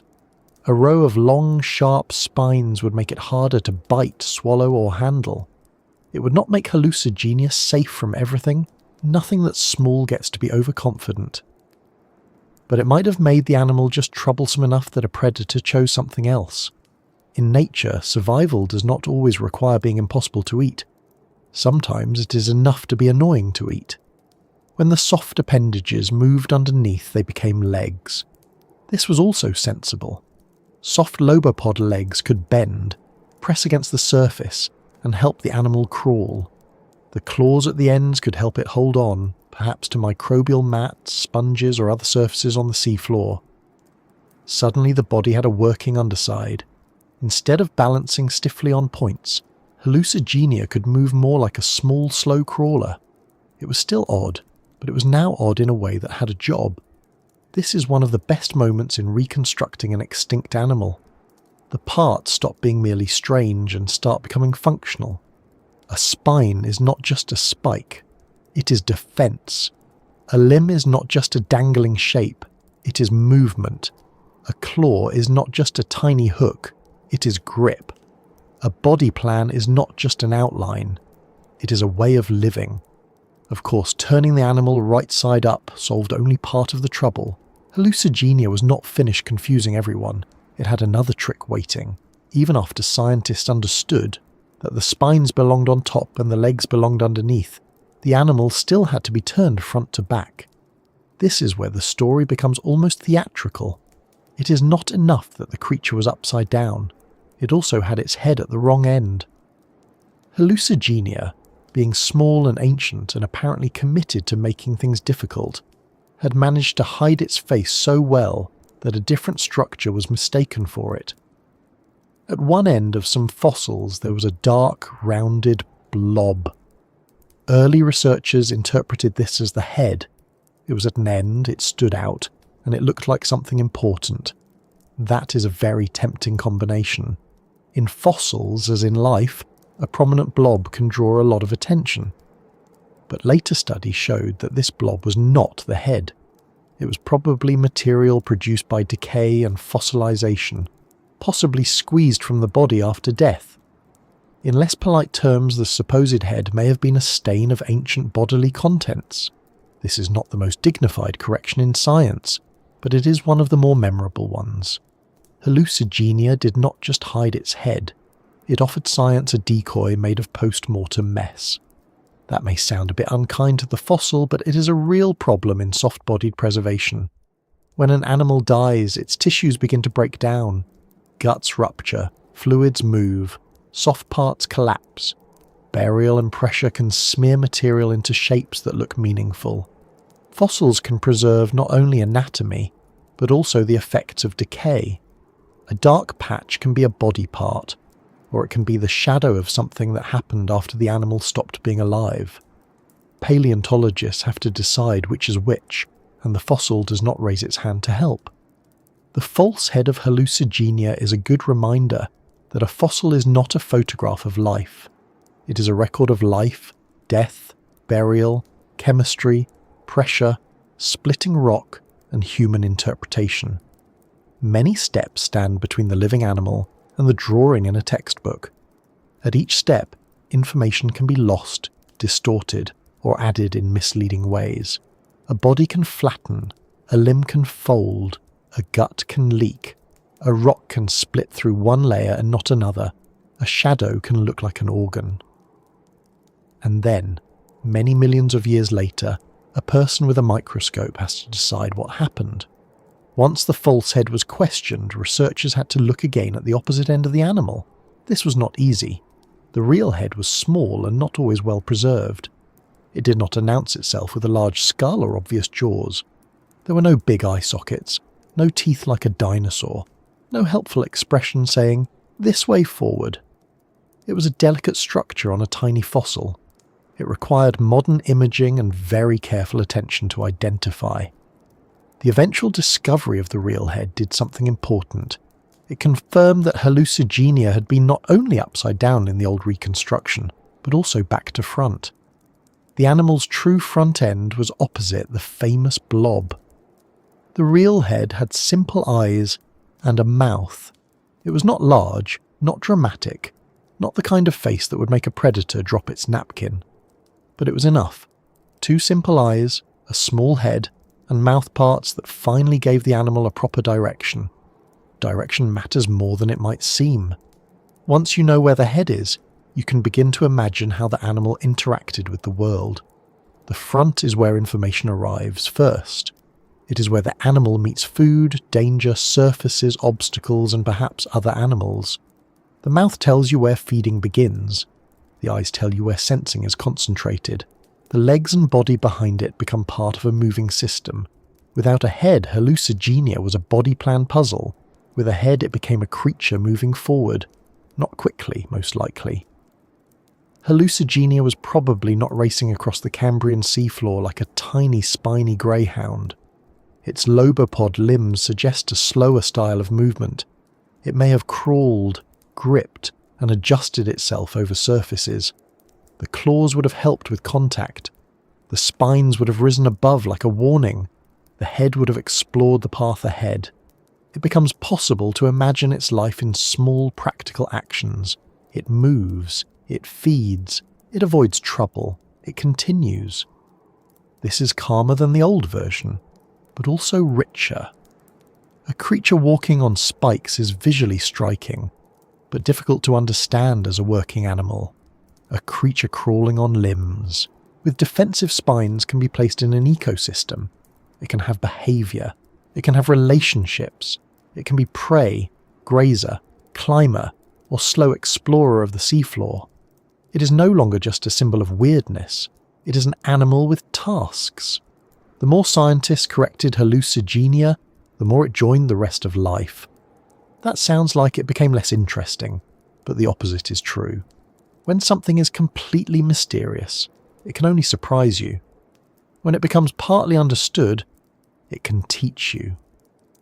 Hallucigenia still looks strange after being flipped and turned around, but now its strangeness had context. Its legs connected it to lobopodians. Its claws connected it to questions about the evolution of limbs. Its mouth parts connected it to early molting animals. Its spines connected it to Cambrian predator-prey pressures. The little animal became a meeting point for many bigger ideas. There is also a very human pleasure in seeing a long-standing mistake corrected without shame. Nobody had to pretend the first reconstruction never happened. Nobody had to erase the old image from memory. It became part of the story. Hallucigenia was once understood one way. Then better evidence changed that understanding. The old version stayed in history as a record of what the evidence once seemed to show. The new version showed what later evidence made clearer. That is a healthy kind of correction. In daily life, changing your mind can feel awkward. People often treat it as losing. Science, at its best, treats it as maintenance. You update the model because the model is meant to serve the evidence. Hallucigenia is a tiny fossil-shaped example of that. It says quite gently that being wrong is not the end of thinking, it is often the middle, and the middle can be useful. Once Hallucigenia was placed on its legs, with its spines up and its head at the correct end, older questions could be asked in better ways. How many pairs of limbs did it have? Were all the limbs the same? Did the front limbs have a different function from the rear limbs? How were the claws structured? How did the spines grow? Were the spines embedded in the skin? How closely was Hallucigenia related to other armoured lobopodians? What could it tell scientists about the ancestors of velvet worms and other molting animals? These are not flashy questions in the way, could it eat a human, is flashy, which is just as well, because Hallucigenia would have had a very difficult time eating even a crumb, but they are better questions. They are the questions that turn a fossil from a curiosity into evidence. They help build the map of early animal evolution. The change also affected how people thought about Cambrian weirdness. When Hallucigenia stood on spines, it seemed almost completely alien. It looked like a body plan with no future, an evolutionary idea that went nowhere. But when it was corrected, it became easier to see connections. It was still part of a strange ancient world, but it was not detached from the larger history of animals. It belonged near the base of important groups. It had features that could be compared. Its weirdness became less like nonsense and more like an old family photograph where everyone is wearing unfamiliar clothes. That is a useful comparison. Imagine finding a very old photograph of a distant relative. The clothing is strange, the posture is formal, the room looks unfamiliar. At first, the person may feel far removed from you, but then you notice a familiar shape of the eyes, a hand position, a family expression. The distance remains, but the connection appears. Hallucigenia is like that for animal evolution. It is not a modern creature. It is not a direct little ancestor wearing spines for our convenience. But it carries features that help scientists understand how later animals are related to earlier forms. The corrected body also made Hallucigenia easier to place within the wider group of lobopodians. These animals had soft, stubby legs and worm-like bodies. Some were armoured, some had claws, some were more closely related to velvet worms, others to arthropods, and others sat along extinct branches. Hallucigenia became one of the better-known examples, partly because of its famous confusion and partly because its anatomy preserved details that mattered. Its story helped move attention from "look how strange this is" toward "look what this can tell us." Still, it is worth letting the humour remain. Hallucigenia was upside down, it was back to front. Its head was mistaken for decay material, and decay material was mistaken for its head. This is not a small amount of inconvenience for one tiny animal. If fossils had personalities, Hallucigenia would seem like the quiet one in the corner, causing all the trouble without saying anything. Not loud, not dramatic, just calmly making experts redraw it for decades. There is something charming about how completely it resisted a quick answer. Many fossils can be difficult in one way. Hallucigenia was difficult in several. It challenged orientation, anatomy, function, preservation, and classification. It asked scientists to think about what counts as a leg, what counts as a spine, what counts as a head, and what counts as evidence. That is a great deal of responsibility for something roughly the size of a small fingernail. Yet the correction did not make Hallucigenia ordinary. Even once properly oriented, it remained a remarkable animal. A narrow body with long spines along the back, several pairs of soft limbs beneath, claws on many of those limbs, a small head at the end of a neck-like region, simple eyes, a mouth with hard structures. It was not a modern worm, not an insect, not a velvet worm exactly, and not a creature that fits neatly into everyday categories. It was Hallucigenia, and that was enough. Picture the corrected animal again. It is no longer perched on spines. It is close to the surface. Its legs contact the seafloor. The spines rise above it like a row of thin defensive stakes. Its head faces forward, not toward the old blob. Its body is small and soft between all those protective points. Around it, the Cambrian Sea is moving with other life. Some animals crawl, some swim, some feed from the water, some search the surface.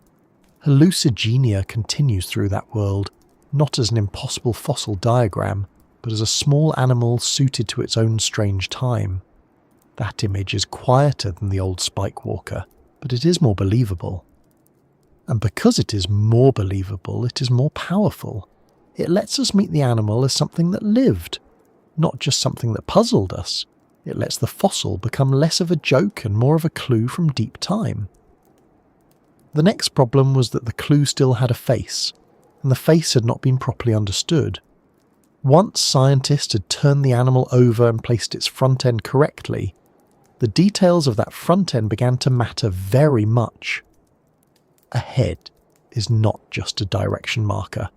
It can reveal how an animal sensed, fed, and related to other animals. In Hallucigenia's case, the true face would turn out to be small, simple, and unexpectedly strange, with eyes that finally gave it a front, and mouth parts that made its place in the animal family tree even more interesting. Once scientists had turned the animal over and placed its front end correctly, the details of that front end began to matter very much. A head is not just a direction marker. It can reveal how an animal sensed, fed, and related to other animals. In Hallucigenia's case, the true face would turn out to be small, simple, and unexpectedly strange, with eyes that finally gave it a front and mouth parts that made its place in the animal family tree even more interesting. For a long time, Hallucigenia had been famous for having the wrong body. Then it became famous for having the wrong end. That is quite an achievement for a creature no longer than a paperclip. Most animals, even very confusing ones, manage to make at least one end look more face-like than the other. Hallucigenia did not do this in a helpful way. Its fossils were so small, so flattened, and so difficult to read that the end first thought to be the head was eventually found to be something else entirely. Not a noble skull, not a secret mouth, not a mysterious sensory organ. Just the remains of decay and preservation, sitting there at the wrong end and causing trouble. There is something very Hallucigenia about that. Imagine being a paleontologist trying to solve this. You already know the animal was once reconstructed upside down. You already know the spines are not legs and the legs are not tentacles. You have corrected the posture. The creature is no longer standing on spikes like a very determined sewing project. It is crawling on soft limbs with its long spines held above its back. Progress has been made. The room feels calmer. The diagram looks more reasonable. And then the animal quietly says, not aloud of course, because it has been dead for more than 500 million years, "By the way, that end is not my face." At this stage, the mystery became more delicate. Finding a head in a fossil like Hallucigenia is not like finding a head on a dinosaur skeleton. There is no large skull. There are no heavy jaws. There are no eye sockets staring back from the stone. There is no dramatic row of teeth, arranged with the sort of confidence that says, yes, this is definitely the front. Hallucigenia was soft-bodied. Its head was tiny. Its features were preserved as fine traces in rock. And because the animal was so small, the evidence was not simply lying there for anyone to see. It had to be coaxed out with careful imaging, patient comparison, and the kind of attention normally reserved for reading very small print on a medicine bottle at midnight. The key work came from studying exceptional specimens in fine detail. Researchers looked closely at fossils preserved in museum collections, including material from the Burgess Shale. Under ordinary viewing, the head region could appear vague, but with better techniques, subtle structures began to stand out.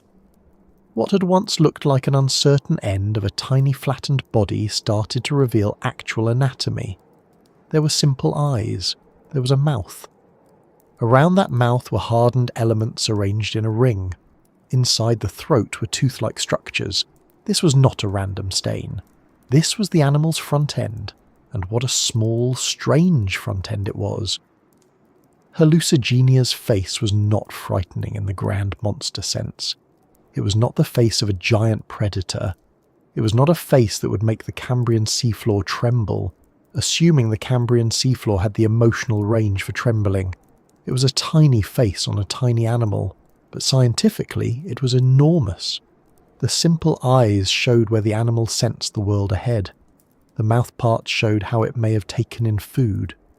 The throat structures, sometimes described as pharyngeal teeth, suggested a feeding system more complex than the little worm-like body first implied. For an animal that had already caused decades of confusion just by existing, the face added a new level of detail. The eyes were especially important because they gave Hallucigenia a clear front. They were simple, not like the complex eyes of later arthropods. We should not imagine Hallucigenia gazing across the Cambrian Sea with a dramatic expression, judging its neighbours or admiring the sediment. Simple eyes may have detected light, shadow, and perhaps basic direction. Still, even simple eyes matter. They turn an end of the body into a sensory end. They show that the animal was not simply moving blindly through its world. It had some way, however modest, of noticing what lay ahead. That is a quiet but important shift. A fossil body can seem like an object until sensory structures appear. With eyes, even simple ones, the animal becomes more active in the imagination. It is not just a shape with legs and spines. It is a small creature receiving information. It has a direction of travel. It has a forward-facing relationship with its surroundings. It is meeting the world through a head. The mouth was even more surprising. Around it, researchers found a ring of hardened structures. These were not teeth in the familiar mammal sense, and we should not picture Hallucigenia smiling like a tiny prehistoric cartoon villain. The structures were small, tough parts associated with the mouth. They formed a kind of circular arrangement, which may have helped control food as it entered. Behind that, in the throat, were additional tooth-like elements. These may have helped move food inward, stopping it from slipping back out as the animal fed. It was a practical system. Strange to us, perhaps, but practical. This is where Hallucigenia becomes wonderfully unfair to anyone hoping for a simple animal. It was small, it was soft, it looked like a worm with spines. One might expect a very plain mouth, perhaps just an opening at the front. Instead, it had a more elaborate feeding apparatus, a ring near the mouth, teeth in the throat, a body that looked delicate but a digestive entrance with equipment. It is a bit like opening a tiny cottage door and finding a full factory inside. The throat teeth were especially significant because similar internal mouth structures are found in other molting animals, the broad group known as ecdysozoans. This group includes animals such as arthropods, velvet worms, tardigrades, and roundworms. Hallucigenia was not a direct version of any one modern animal, but its mouth parts helped scientists compare it with this larger group. The discovery suggested that some features of the feeding apparatus may have deep evolutionary roots. In other words, Hallucigenia's face was not just a face. It was a clue about what early relatives of a huge branch of animal life may have been like. That is quite a lot to place on a tiny mouth. It also helps explain why the 2015 work mattered so much. Hallucigenia had already been studied for decades. Its overall orientation had been corrected. It had become a classic example of Cambrian weirdness, then a classic example of scientific revision. But the head discovery did something more precise. It turned a famous fossil into a more detailed source of evolutionary information. The animal was no longer merely upside down and back to front in the history of interpretation. It now had features that could be compared with living and extinct relatives. It could be placed more carefully in the story of molting animals. Before this, the false head had misled interpretation. That dark blob at the wrong end had seemed important because it looked important. It was visible, rounded, and placed near an end of the body. That combination is dangerous. Humans like a clear answer, and a blob at the end of a body says very persuasively, "Hello, I might be a head." But fossils, especially soft-bodied fossils, are full of such traps. Decay can produce structures that resemble anatomy. Fluids and internal material can leave dark marks. Compression can smear tissues into odd shapes. The fossil does not show life alone, it shows what happened after life ended. So when researchers identified the true head at the opposite end, the old blob lost its status. It was not the animal's face, it was not a sensory structure, it was not the command centre of a tiny Cambrian crawler. It was a preservation artefact, a leftover trace of death and fossilization. This is not glamorous, but it is useful. Knowing what something is not can be just as important as knowing what something is.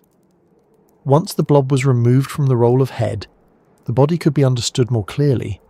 There is a funny dignity in that correction. Hallucigenia's real face was small and difficult to see. Its fake face was much easier to notice. How often does life work like that? The misleading thing is bold. The true thing is subtle. You have to look longer to find what matters. That is not a bad lesson for a bedtime fossil, though Hallucigenia probably did not intend to become anyone's quiet teacher. The methods used to reveal those details also show how paleontology has changed. Early fossil interpretation relied heavily on what could be seen with available preparation and light. That remains important. But modern tools allow researchers to examine surface details, chemical differences, and tiny structures in ways earlier workers could not. A fossil that once looked like a flattened smudge can reveal eyes, mouth parts, and internal structures when examined with more sensitive techniques. The fossil itself has not changed. Our ability to read it has. This is one reason older interpretations should be treated with respect. People in the past were not missing details because they lacked curiosity. They often lacked the tools, specimens, or comparisons needed to see them. Hallucigenia's face was not obvious for a long time because the evidence was genuinely difficult. It took better imaging and careful re-examination to bring the head into focus. The animal had been waiting in museum drawers, still holding information that no one had yet extracted. Museum drawers are quiet places, but they can be full of unfinished discoveries. A fossil does not stop being useful after it's collected.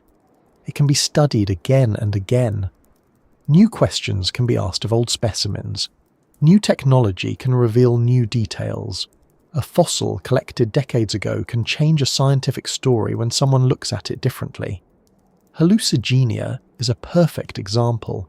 Its face was not found by going back in time to the Cambrian with a magnifying glass and a packed lunch. It was found by looking again at specimens already preserved and cared for. That is one of the less dramatic, but more important truths about paleontology. Discovery does not only happen in the field, it also happens in collections, under microscopes, in careful comparisons, and in the slow review of material that may have been sitting safely in a drawer for years. The adventure is not always a cliff face. Sometimes it is a well-lit table and a fossil that refuses to stop being interesting. Once the head was found, the animal could finally be reconstructed with a proper orientation. Spines up, legs down, real head at the correct end, false head dismissed, simple eyes visible, mouth parts present, throat teeth identified. After such a long period of confusion, Hallucigenia had something like a complete identity. Not complete in every possible detail, of course. Many parts of its life remain uncertain. We cannot watch it feed. We cannot measure its speed.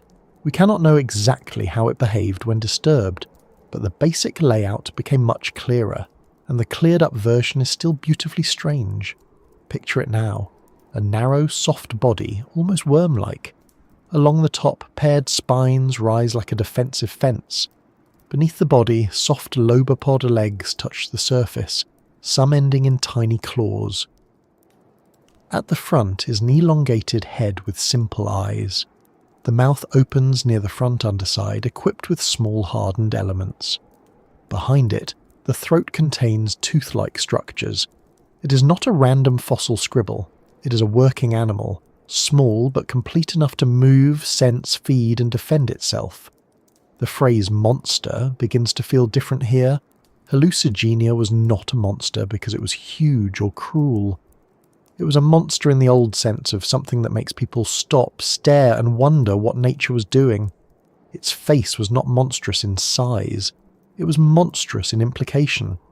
It showed that even a tiny Cambrian animal could carry features linked to major evolutionary questions.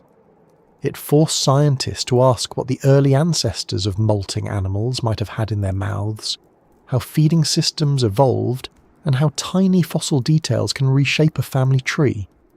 That is the kind of monster science remembers. A creature can break expectations without breaking the rules of life. Hallucigenia did not violate biology. It expanded the picture. The more clearly scientists saw it, the less it seemed like a fantasy, and the more it seemed like evidence from a time when animal evolution was still forming many of its lasting patterns.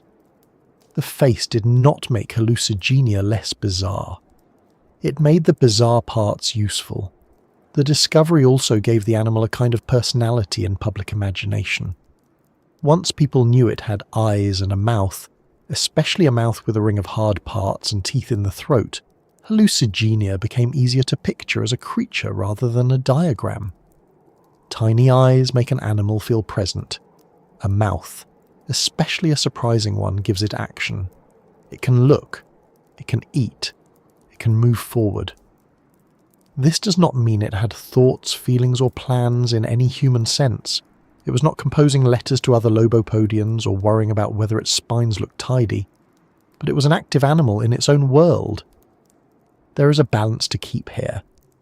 It is tempting to make Hallucigenia cute, because small strange animals often invite affection. It is also tempting to make it horrifying, because teeth in the throat sound like something from a very unhelpful dream. The truth is calmer. Hallucigenia was a small Cambrian animal with feeding structures suited to its life. The mouth parts seem dramatic to us because we are imagining them with human feelings attached. To the animal, they were simply how feeding worked. Nature does not label things cute or creepy. That is our department, and we're not always reliable. Still, one can admit that a tiny worm-like creature with spines, claws, simple eyes, a ring of mouth parts and throat teeth has a certain bedtime charm. Not the kind you would put on a cushion perhaps, unless your home decor is very committed to Cambrian accuracy. But charming in the way strange, real things are charming. It existed. It worked. It waited in stone. And eventually science found its face. The phrase, found its face, sounds almost emotional, but there is a practical meaning behind it. The face is where several lines of evidence meet. Eyes help identify the front. Mouth parts show feeding. Throat structures help compare evolutionary relationships. The head clarifies orientation. With Hallucigenia, the face tied together problems that had been separate for decades. It answered direction. It corrected a false interpretation. It added anatomical detail. It strengthened links to a wider animal group. One tiny region of the fossil did a lot of work. This is why the discovery had such an impact. It was not simply that scientists could finally draw eyes on Hallucigenia. It was that those eyes and mouth parts changed how the whole animal was understood. They also showed that early ecdysozoans may have shared certain feeding structures. That matters because ecdysozoans are a massive part of animal diversity today. Insects alone are everywhere. Arthropods dominate many ecosystems. Roundworms are abundant beyond ordinary imagination. Tardigrades are famous for surviving conditions that would make most animals file a complaint with the universe. Understanding early features of this group helps explain a large part of animal history, and here, again, Hallucigenia's smallness becomes funny. A tiny fossil from the Burgess Shale helps inform the deep history of an enormous animal group. It is like finding a note in a very old drawer that explains why half the house was built the way it was. The note is small. The consequences are large. The face discovery also shows how a scientific image can change in stages. Hallucigenia did not go from mystery to certainty in one leap. First, it was one of the strange Burgess Shale fossils. Then it was reconstructed as a spike walker with dorsal tentacles. Then it was flipped over. Then its old head was rejected. Then its true head was identified. Each stage made the animal a little clearer. This layered correction is important because it reflects how difficult ancient life can be to interpret. A fossil may give up one secret and keep another. It may allow one correction while hiding the next. That is exactly what Hallucigenia did.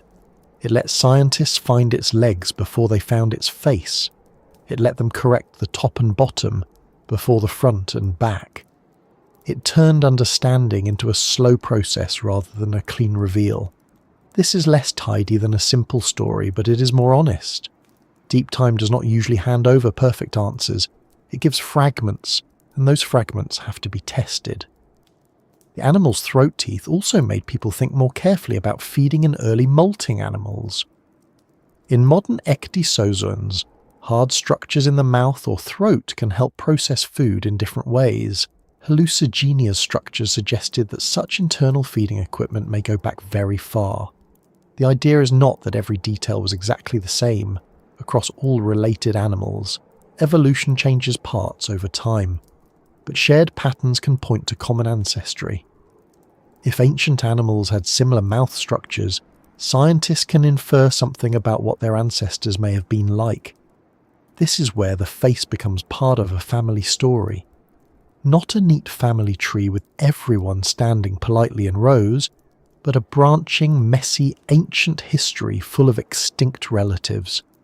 Hallucigenia sits among lobopodians, those soft-legged Cambrian animals that help bridge gaps between early worm-like forms and later groups. Its mouthparts offered another character for comparison. In evolutionary work, characters are details of anatomy that can be compared across species. A claw, a spine, a mouth ring, a type of tooth, a pattern of limbs. Each one helps build a hypothesis about relationships. So, a tiny tooth-like structure in a tiny throat can help place a tiny animal in a very large tree. That is not a bad career for something preserved as a dark mark in a rock. There is also a simple pleasure in the fact that Hallucigenia's real face made the animal look less blank.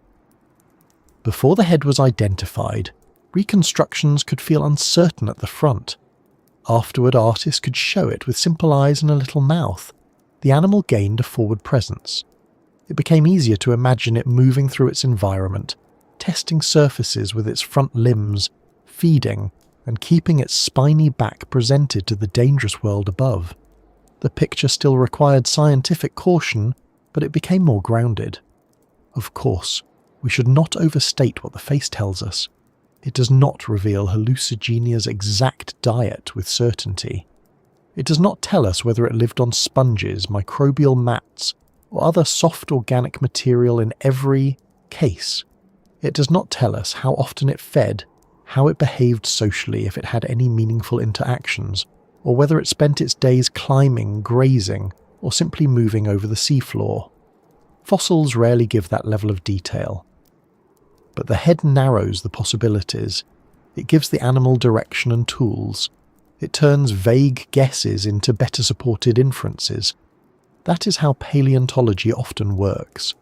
It does not always answer every question. It improves the questions. Before the face was found, people asked, which end is the head? After the face was found, they could ask, how did this mouth function? And what does it tell us about early etidicozoans? That is progress, not the end of curiosity, but a better place to stand.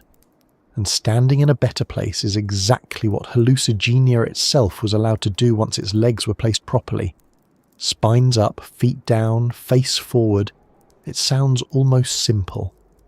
But behind that simple arrangement was more than a century of fossil collecting, decades of reinterpretation, and the careful work of people willing to look at a small animal again and again. The result was not just a corrected drawing, it was a better understanding of early animal life. A nice thing about this story is that it never makes the past less strange. Sometimes explanations are disappointing. A mystery is solved, and the solution feels smaller than the wonder. Hallucigenia avoids that problem. Every correction makes it more interesting. Upside down was interesting. Corrected was more interesting. Wrong head was interesting. True face with eyes and throat teeth was even more interesting. The explanation does not drain the strangeness away. It gives the strangeness structure. That may be the best kind of science story. Not a story where wonder disappears under facts, but one where facts make the wonder sharper. Hallucigenia is no longer just a bizarre little fossil that people once drew the wrong way. It is a real Cambrian animal with a body that worked, a head that could sense, and a mouth that helped reveal something about the deep ancestry of molting animals. It remains odd, but now it is odd with evidence. When you picture it now, try not to picture the old spikewalker, though it is hard to resist. Picture the corrected creature moving low across the seafloor. Its little legs press and grip, its spines rise above its back. At the front, the small head points ahead. The simple eyes detect enough of the world to matter. The mouth opens with its ring of tiny, hardened parts. The throat behind it is lined with tooth-like structures that help guide food inward. It is not dramatic. It is not fast. It is not roaring at the dawn of animal life. It is just living, which is always the real point. For science, finding that face meant Hallucigenia could finally stop being only a puzzle of orientation. It could become a creature of anatomy. The next step is to look at that anatomy more closely, not as a collection of mistakes, but as a working body. A soft little monster with spines, claws, legs, eyes, and a mouth far more interesting than its size should reasonably allow. A soft little monster with spines, claws, and a very strange smile. That is a much better place to meet Hallucigenia than the old version balanced on its spikes like an unfortunate ironing accident. Once the animal is turned the right way up, and once its true head is identified, it stops looking like a fossil prank and starts looking like a real body. A very unusual body, certainly. Not one that would ever pass through a modern pet shop unnoticed, but a body that makes practical sense for the world it lived in. And when you look at Hallucigenia this way, as a whole animal instead of a scientific misunderstanding, the details become much more enjoyable. First, there is the size. Hallucigenia was not large. It was tiny, at its biggest, only a few centimetres long. The sort of creature that, if it lived today and somehow ended up on your sleeve, you would almost certainly flick it away before realising it had just contributed to one of the great paleontological arguments of the modern age. There is something almost rude about how such a small animal managed to become such a large issue. Usually when a creature earns dramatic titles like Prehistoric Monster, one expects it to be at least somewhat inconvenient in a physical sense. A giant predator, a beast with an impressive skull, something that would make the room noticeably more crowded. Hallucigenia, by contrast, was small enough that several could probably sit on a biscuit and still leave room for crumbs. Yet small animals are often more revealing than large ones. A giant body can be impressive, but a small one often forces careful design. Every feature matters. A little leg has to do real work. A spine has to be worth growing. A mouth has to process food efficiently. There is no room for pointless decoration. Hallucigenia was not oversized and theatrical. It was compact and specific. Its body was long and narrow, almost tube-like, though not smooth in the way a simple worm might be smooth. Along the back stood those famous spines, long and pointed, rising in paired sets. Beneath the body were soft little limbs, the lobopods ending in claws. At the front was the small head, and on that head, or just behind the mouth region, was a feeding arrangement that seems far more elaborate than one might expect from such a tiny crawler. If you imagine Hallucigenia moving, it probably did so slowly. There is no sign that it was built for speed. Its limbs were soft, not jointed like those of later arthropods. They were more like fleshy walking tubes than hard articulated legs. That does not make them primitive in any dismissive sense. It simply means they belong to an earlier kind of body design. They could still move the animal. They could still press against the substrate. They could still help it grip. But they were not made for dashing about the seafloor like a frantic shrimp late for an appointment. This slowness matters because it helps explain the rest of the body. A small, slow animal living close to the seafloor is vulnerable. It cannot outrun much. It cannot rely on force. It does not have a shell like a later mollusk or a hard exoskeleton like a later arthropod. If a predator notices it, Hallucigenia is not going to solve the problem with speed or teeth or dramatic defiance. Its best option is to make itself difficult to handle. That is where the spines come in. Those long dorsal spines are one of the animal's most memorable features, and once properly understood they make excellent sense. They rose above the body like narrow stakes, likely making Hallucigenia harder to bite, swallow, or compress. A predator trying to grab it would have faced a row of pointed structures before reaching the softer body beneath. In a Cambrian sea full of experimental predators and other hungry opportunists, that kind of inconvenience could make all the difference. You can imagine the evolutionary logic. If individuals with slightly more protective spines were less likely to be eaten, then over time, spines became part of the winning design. Not unbeatable, of course.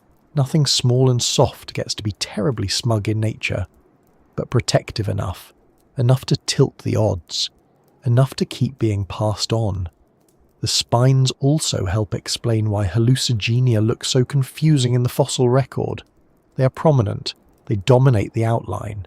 If you flatten the body and lose some of the finer details, the spines become the loudest features in the room. They are long, rigid and obvious. The legs, by contrast, are softer and subtler.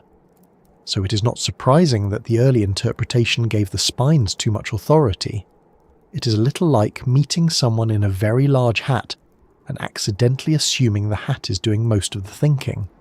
Still, the spines were only part of the story. Underneath the body were those soft little legs, and they deserve more attention than they usually get, because they are the part of Hallucigenia that turned the whole animal from absurd to plausible. These limbs were not decorative. They were the animal's contact with the world. They touched the surface. They supported movement. They likely allowed Hallucigenia to crawl over whatever it lived upon, whether microbial mats, sponges, soft sediment, or some combination of surfaces in the Cambrian habitat. They were lobopods, meaning soft, unjointed appendages, and this is one of the features that links Hallucigenia to other early lobopodian animals. There is something almost endearing about these legs. They are not elegant. They are not fast. They are not engineering masterpieces in the modern insect sense. They are little stumpy limbs doing their best in a very old sea. But they work. They belong. Once you picture them beneath the body instead of waving from the back, like damp ribbons, the animal immediately feels more alive. And then there are the claws. Claws are tiny features, but they carry a surprising amount of information. The moment you see a claw at the end of a limb, the limb becomes easier to understand. A claw suggests gripping, anchoring, or pulling against a surface. In Hallucigenia's case, the claws help reinforce the idea that the limbs were used for walking or holding on. They also help place the animal within a broader evolutionary context, because claws on lobopod limbs connect Hallucigenia with other early ecdysozoan-related animals. But before we get to that larger family story, it is worth staying with the claws as tools. A little claw matters when your world is mostly texture. Hallucigenia lived at a scale where surfaces were important. Sediment grains, microbial films, sponge textures, Small irregularities on the seafloor, these were not background details, they were the actual landscape. A claw helps you negotiate that landscape. It helps you avoid slipping. It helps you pull the body along. It helps you hold steady while feeding. It may even help you climb over low obstacles that, at Hallucigenia size, would have seemed much more substantial than they sound. A tiny animal experiences the world differently. A surface that looks smooth to us would have been a terrain of ridges and gaps. A soft microbial mat might have offered both food and footing. The legs and claws together gave Hallucigenia a way to manage that environment. It was not simply lying there under its spines like a decorative thorn branch. It was moving through a real physical world, one careful step at a time. Now we come to the head and the very strange smile. Calling it a smile is of course a bit of a liberty. Hallucigenia was not smiling at anyone. It was not posing for a portrait. It was not delighted by the Cambrian weather. But when scientists finally identified its mouth parts, the front end gained a strange little expression in the imagination. There was a ring of hardened structures around the mouth, and behind that tooth-like structures lining the throat. Not the kind of teeth we're used to. No neat row of incisors. No jaws clamping dramatically shut. More like a tiny feeding device made of repeated hard elements guiding food inward. It is this arrangement that gives Hallucigenia its odd little face. If you look at the body first, you might expect the mouth to be simple, perhaps just an opening at the front enough for taking in soft food. But Hallucigenia had something more involved. This tells us two things. First, even small early animals could have surprisingly specialized feeding structures. Second, appearances can be misleading. A soft, narrow body does not necessarily mean a simple internal design. Nature is not obliged to make its packaging match our expectations. What Hallucigenia actually ate is still discussed carefully, because fossils rarely hand over complete menus, but the feeding structures suggest it was doing more than merely absorbing nutrients in a passive way. It had an active mouth and a throat designed to manage food. It likely fed on organic material available on or near the seafloor, perhaps small particles or soft matter associated with its environment. Its anatomy does not suggest a dramatic hunter, and nothing about its size invites fantasies of savage predation. But it was still an animal with a functioning front end, processing food and surviving in a competitive ecosystem. The throat teeth are especially interesting because they make Hallucigenia feel more complicated than the old public image suggested. Many people remember it as the upside-down fossil, the funny one, the tiny creature drawn walking on spikes. That version can make Hallucigenia seem like a scientific joke with legs, but the real animal was more than that. Once its mouth parts were known, it became clear that this was not just a weird outline. It had internal anatomical features that mattered deeply for evolutionary interpretation. Even the eyes, simple as they were, had something important to the picture. Hallucigenia was not blind in the broad sense of having no visual structures at all. It had simple eyes, enough to help define the head, and perhaps allow basic awareness of light and environment. We should not overstate what those eyes could do. Hallucigenia was probably not examining the scenery with refined taste. It was not reading the room, but it likely had enough sensory ability to help orient itself in the world, and that is significant. A body with a front-facing sensory end is a more coordinated creature than a body without one. Put all of this together, and Hallucigenia becomes something very specific. A tiny, soft-bodied, spiny, clawed Cambrian crawler with a small head, simple eyes, and a specialized feeding apparatus. That is not a phrase one gets to use every day, and I do recommend enjoying it while it is available. What is also striking is how balanced the body now appears when understood correctly.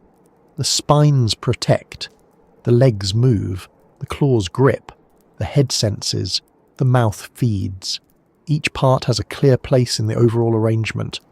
The animal is still unusual, but it is not random. There is no sense of body parts tossed together in the dark. There is structure, there is function. There is a design that worked well enough for Hallucigenia to exist as part of its environment. That may sound obvious, but it matters because Hallucigenia spent so much of its public life being treated almost as a symbol of prehistoric nonsense. It became shorthand for the idea that early life was full of outlandish forms that seemed to break all the rules. There is some truth in that. The Cambrian does present many body plans that feel startling at first glance. But Hallucigenia also teaches a quieter truth. These strange animals were not nonsense. They were organisms built by selection, shaped by real ecological pressures, and assembled in ways that made sense in their own time. In other words, Hallucigenia was weird, but not foolish. The body may even tell us something about how it lived beyond simple defense and movement. The arrangement of the limbs and claws suggests a life close to surfaces rather than a free-swimming one. It was not drifting through open water like plankton. It was not a strong swimmer. It was a surface-associated animal, probably spending its life in contact with the seafloor or structures growing upon it. That kind of life rewards stability, grip, and protection. A slow crawler on exposed surfaces needs to hold on and avoid becoming someone else's snack, and this is where its softness becomes important. Hallucigenia did not have a hard shell. It did not have the kind of mineralized armor many people instinctively imagine when they think of protected animals. Its main body remained soft, which means the spines had to do more of the defensive work. A shell can protect the whole animal. A row of spines protects selectively. It says, not, you cannot eat me, but eating me will involve more commitment than you may wish to invest. There is a practical elegance in that. Evolution does not always build the strongest defense. It builds what is affordable and effective enough. Growing a complete shell may not have been the route available to Hallucigenia's lineage. Growing pointed dorsal spines may have been a workable solution instead. Combined with a low crawling posture and small body size, it may have helped the animal survive in a world where predators were becoming increasingly capable. That small body size may also have worked in its favour. Big animals are easier to spot and more costly to build. Small animals can exploit tiny spaces, small food resources and lower energy demands. A small spiny crawler can go unnoticed, or at least not be worth much trouble. It can move through fine-scale environments that larger animals cannot use in the same way. Hallucigenia's size was not a weakness on its own. It was part of the whole strategy. There is another reason this anatomy matters so much. Once Hallucigenia is understood as a coherent animal, every part of it becomes evidence about larger relationships. The soft lobopod limbs matter, the claws matter, the spines matter, the head and mouth parts matter, even the simplicity of the eyes matters. These are not just traits of one strange fossil, they are data points that help scientists work out where Hallucigenia fits among early animal lineages. This is one of the loveliest changes in its scientific reputation. It began as something puzzling and awkward, almost a visual scandal. It became something informative. Its strangeness stopped being merely entertaining and started being useful. That is a significant upgrade for any fossil. And yet, I do not want to lose the entertainment completely, because Hallucigenia deserves a little affection. There is something delightful about a creature that looks so odd, and still turns out to be important. A narrow body, soft legs, tiny claws, long spines, and what amounts to a small circular feeding arrangement with teeth in the throat. If someone had invented it carelessly, it might have seemed too much, but because it is real, it becomes charming in the way real strange things often are. Not pretty in a butterfly sense, not majestic in an eagle sense, more like endearing in the way a very old kitchen gadget is endearing once someone explains what it actually does. You start by thinking, what on earth is this? Then you learn the function, and suddenly it seems perfectly sensible, if still a little odd around the edges. That is Hallucigenia. There is also a kind of quiet toughness to it. A soft body sounds vulnerable, but Hallucigenia was not helpless. It had equipment. It had a built-in barrier against predators. It had feet for movement and grip. It had a mouth designed to handle food effectively. It occupied its place in the ecosystem not as a mistake, but as a survivor. It existed in a period of ecological change and experimentation, and still managed to leave descendants of a sort, not through itself directly in any simple way, but through the broader lineage of features and relationships it helps illuminate. A great many extinct animals are known from only one dramatic trait. Hallucigenia is more satisfying because its whole body matters. Remove the spines and you lose the defense story. Remove the legs and claws and you lose the locomotion story. Remove the head and mouth parts, and you lose the feeding story and much of the evolutionary relevance.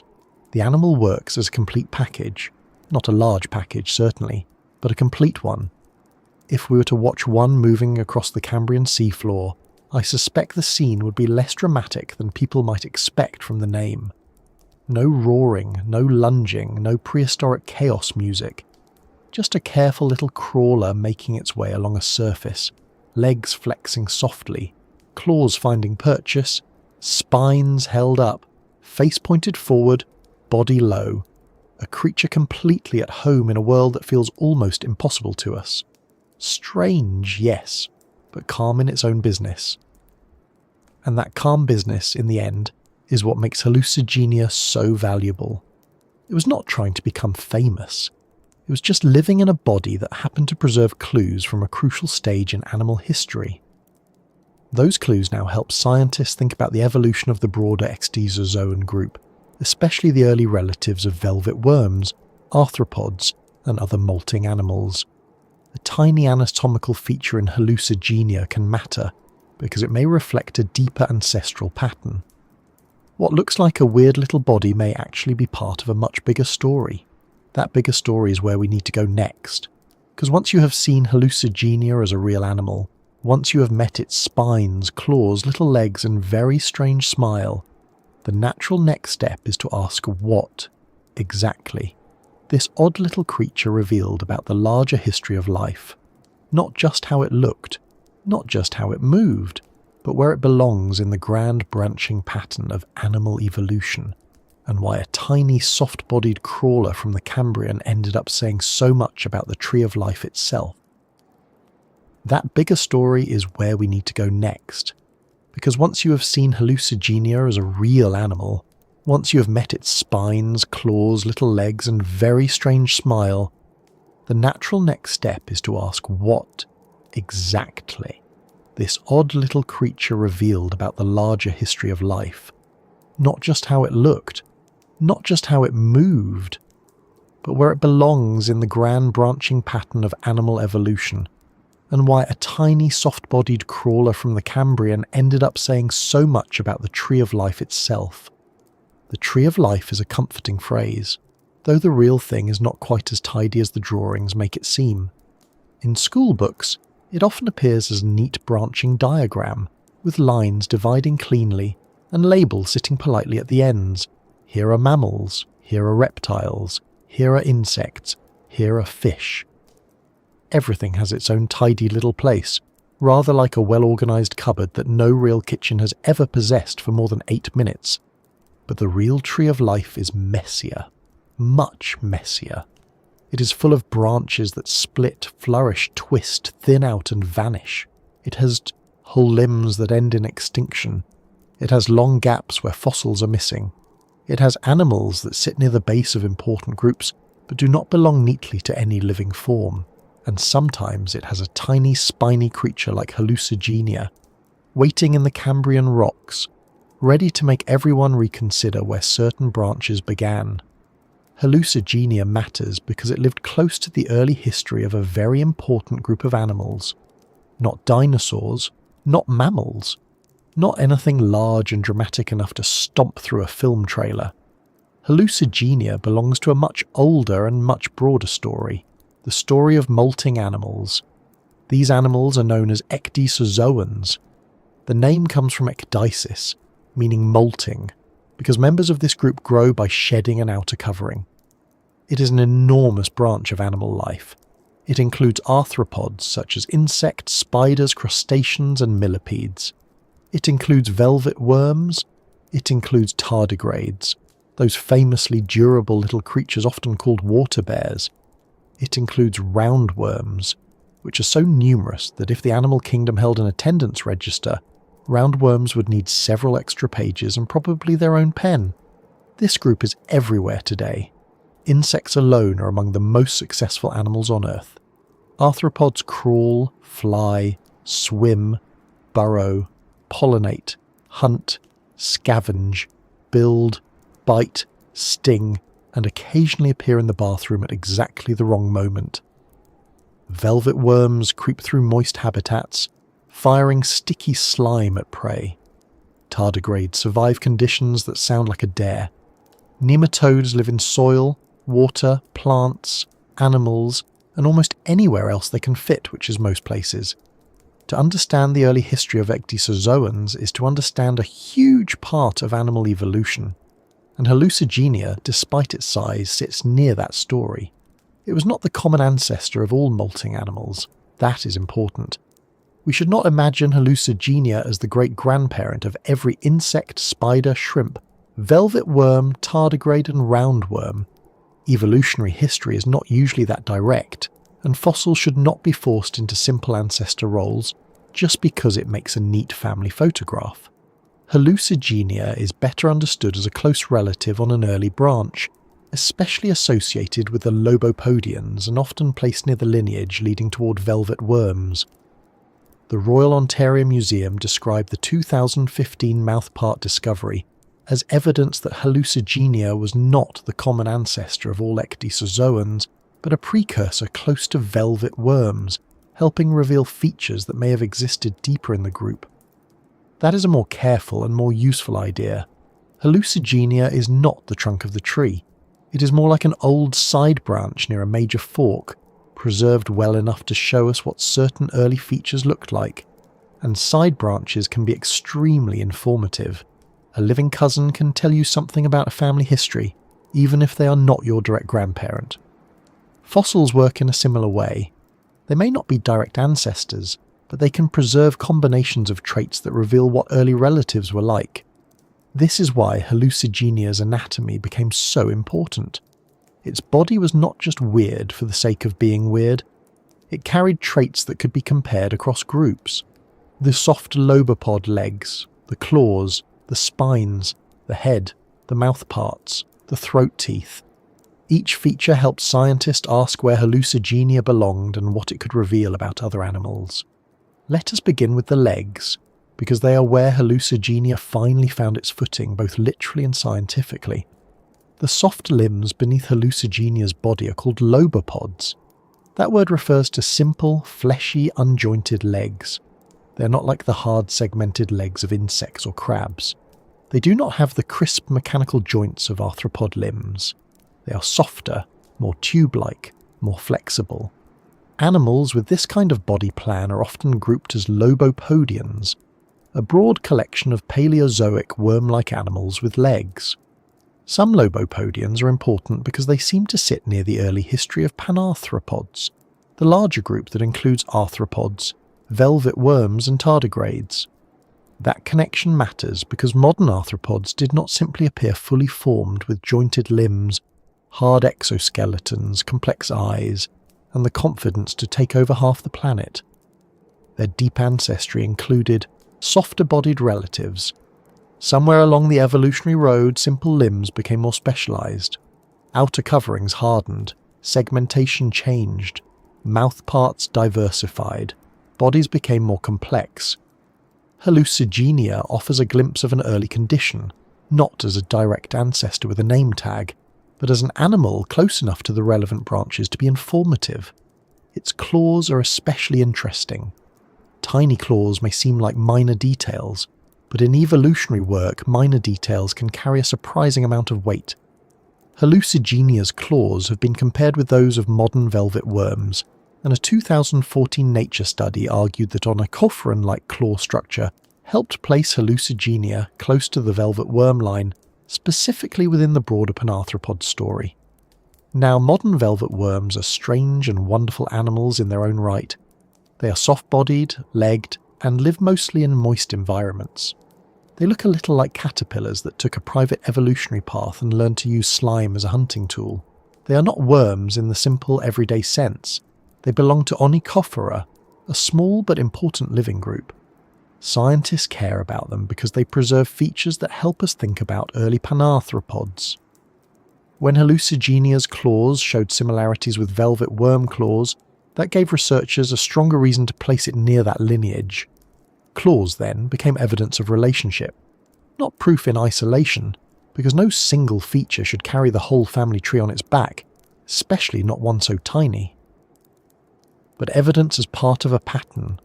The body, limbs, claws, and other features together helped shift Hallucigenia away from being an unplaced oddity and toward being a meaningful member of the broader panarthropod discussion.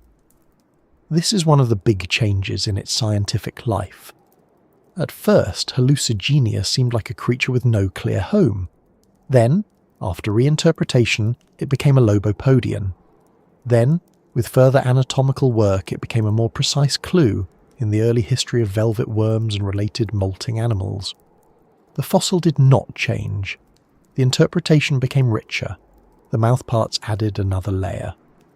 In 2015, Martin Smith and Jean-Bernard Caron described Hallucigenia's head and pharyngeal armature.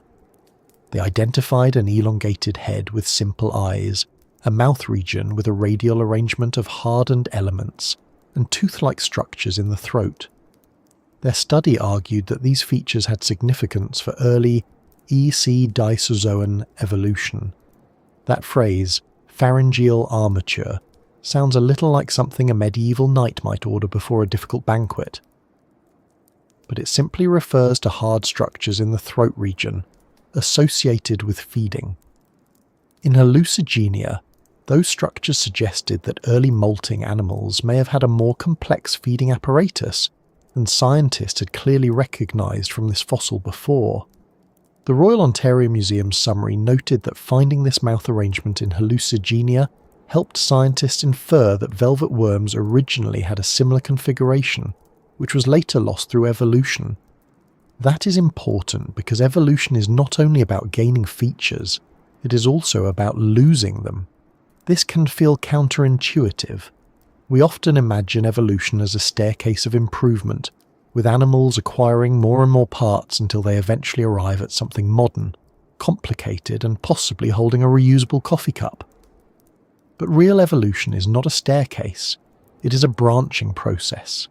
Lineages gain traits, modify traits, simplify traits, and lose traits depending on what works in their environments. A structure present in an ancestor may vanish in later descendants if it is no longer useful or if a different system replaces it. So, if Hallucigenia had mouth structures that modern velvet worms lack, that does not mean Hallucigenia cannot be close to velvet worms. It may mean that the early relatives of velvet worm had those structures and that the modern lineage later lost or changed them. This is one of the ways fossils can correct our assumptions. Living animals show us the present. Fossils show us past combinations of traits that may no longer exist. That is why fossils are so powerful in reconstructing the tree of life. If you only look at living animals, you see the survivors, not the full history. Survivors can be misleading because they have continued evolving. A modern velvet worm is not a frozen Cambrian animal. It is a modern animal with its own long evolutionary history. A modern arthropod is not a direct image of the earliest arthropod ancestors. It is the result of hundreds of millions of years of change. Fossils like Hallucigenia help fill the gaps by preserving extinct forms with combinations of features no living animal has. This is where the tree of life becomes less like a tidy diagram and more like a family album with missing pages, faded photographs, and relatives whose names were written in pencil. Living animals are the relatives still in the room. Fossils are the old photographs. Sometimes the photograph is blurry. Sometimes someone is standing in the wrong place. Sometimes a stain looks like a head. But if you study enough of them, patterns emerge. Hallucigenia revealed that some early lobopodians had a mixture of features linking them to major animal groups. Its soft body and lobopod limbs recall velvet worms and other early panarthropod relatives. Its claws provide more specific comparisons. Its mouth parts suggest deep feeding structures in early Ecdysozoans. Its spines show that defensive armor was part of some Lobopodian body plans. Together, these features help scientists reconstruct not just one animal, but a broader evolutionary neighborhood. That word, neighborhood, is useful. Hallucigenia is not standing alone in the fossil record. It belongs with other Cambrian Lobopodians, including forms from the Burgess Shale and from Chinese fossil deposits such as Chengjiang and the Maotianshan shales. Some of these animals had plates, spines, claws, or different limb arrangements. Comparing them allows researchers to build a better sense of how early panarthropods diversified. Hallucigenia is famous because of its strange history, but it's part of a larger group of animals that collectively helped reveal the early evolution of limbs, armor, and feeding structures. The Chinese fossils were particularly important for changing Hallucigenia's interpretation. Related Lobopodians helped researchers see that the soft appendages were legs, and the spines were protective. That broader comparison made the upside-down version less convincing. Once again, Hallucigenia needed relatives to be understood. A fossil alone can mislead. A fossil in context begins to speak more clearly. This is true across evolutionary science. One animal can be fascinating, but relationships require comparison. You need to ask what features are shared, which features are unique, which are inherited from common ancestors, and which evolved independently. A spine may appear in two animals for different reasons. A claw may be inherited from a shared ancestor, or may have changed in each lineage. A mouthpart arrangement may suggest deep ancestry or later specialization. The work is careful and detailed, and it rarely makes good bumper stickers. But it does make good stories. Hallucigenia's story reveals that early animal evolution was not a smooth march from simple to complex. It was full of branching experiments. Some lineages acquired hard parts, some remained soft, some developed defensive spines, some developed elaborate mouth parts, some led toward living groups, others disappeared. The Cambrian world was not a failed rehearsal for modern animals. It was a real, functioning world with its own successful organisms. Hallucigenia was one of them. This point matters because people often talk about ancient animals as if they were unfinished versions of later ones. A Cambrian animal becomes almost an arthropod, or nearly a velvet worm, or a primitive this or that. Those phrases can be useful in a limited way, but they can also be unfair. Hallucigenia was not trying to become a velvet worm. It was not waiting for arthropods to improve upon it. It was a complete animal in its own environment. Its value to us is that it preserves features near important branches, but to itself it was not transitional. It was alive. That is a small but important shift in how we think. Evolution does not create animals for the benefit of future classification. It creates populations adapted to their own circumstances. Later scientists then come along, usually with coffee, and try to arrange those populations into historical relationships. Hallucigenia did not know it was a clue. It was simply Hallucigenia. Still, what a clue! Its place among Lobopodians helped researchers understand how soft-bodied legged animals relate to the rise of panarthropods. Panarthropods include arthropods, velvet worms and tardigrades. These groups are very different today. Arthropods have hard exoskeletons and jointed limbs. Velvet worms are soft and have many stubby legs. Tardigrades are microscopic or near-microscopic animals, with short legs and remarkable survival abilities. At first glance, they may not seem like close relatives, but evolutionary biology looks deeper than first glance. It compares development, anatomy, genetics, and fossils. Fossils like Hallucigenia help show the kinds of ancient forms that may have stood near the early splits among these groups. This is where the Cambrian fossil record becomes especially valuable. It captures animals near a time when many major animal lineages were diversifying. Not every Cambrian fossil sits directly at the base of a modern group, but many preserve early experiments with features that later became central. Limbs, eyes, mouthparts, armour, segmentation, feeding strategies. Hallucigenia sits among these experiments and shows that the path toward modern panarthropods included soft-bodied, clawed, spiny animals with complex mouths. That is a wonderfully specific contribution. It is not simply Hallucigenia was weird. It is Hallucigenia helps reveal that early relatives of major molting animal groups had combinations of claws, lobopod limbs, defensive spines, and mouth parts that inform how we reconstruct ancestral anatomy. That sentence may be less catchy on a t-shirt, but it is much more useful. The tree of life also helps explain why Hallucigenia's exact position has been debated. In paleontology, placing an extinct animal is not always straightforward. Some studies have interpreted Hallucigenia as a stem group Anisophoran, meaning it sits on the branch leading toward modern velvet worms but outside the living crown group. Others have considered different positions within panarthropods. The debate arises because different anatomical features can point in slightly different directions, and because extinct animals may preserve mixtures of ancestral and specialized traits. This uncertainty does not make Hallucigenia unimportant. It makes it more interesting. A fossil near a major branching point may naturally be difficult to place because it shares features with several related groups. It may preserve ancestral traits lost in some descendants and specialized traits unique to its own lineage. It may not fit neatly because the neat categories are based largely on living survivors. Deep branches are rarely tidy. Think of it like trying to classify old family recipes. Modern cakes, breads, biscuits, and pastries may seem distinct, but an ancient recipe might have features of several. Is it a cake? Is it bread? Is it a biscuit? Why is there so much lard? The categories may not map perfectly backward. Early animal evolution is similar, though with fewer raisins, ideally.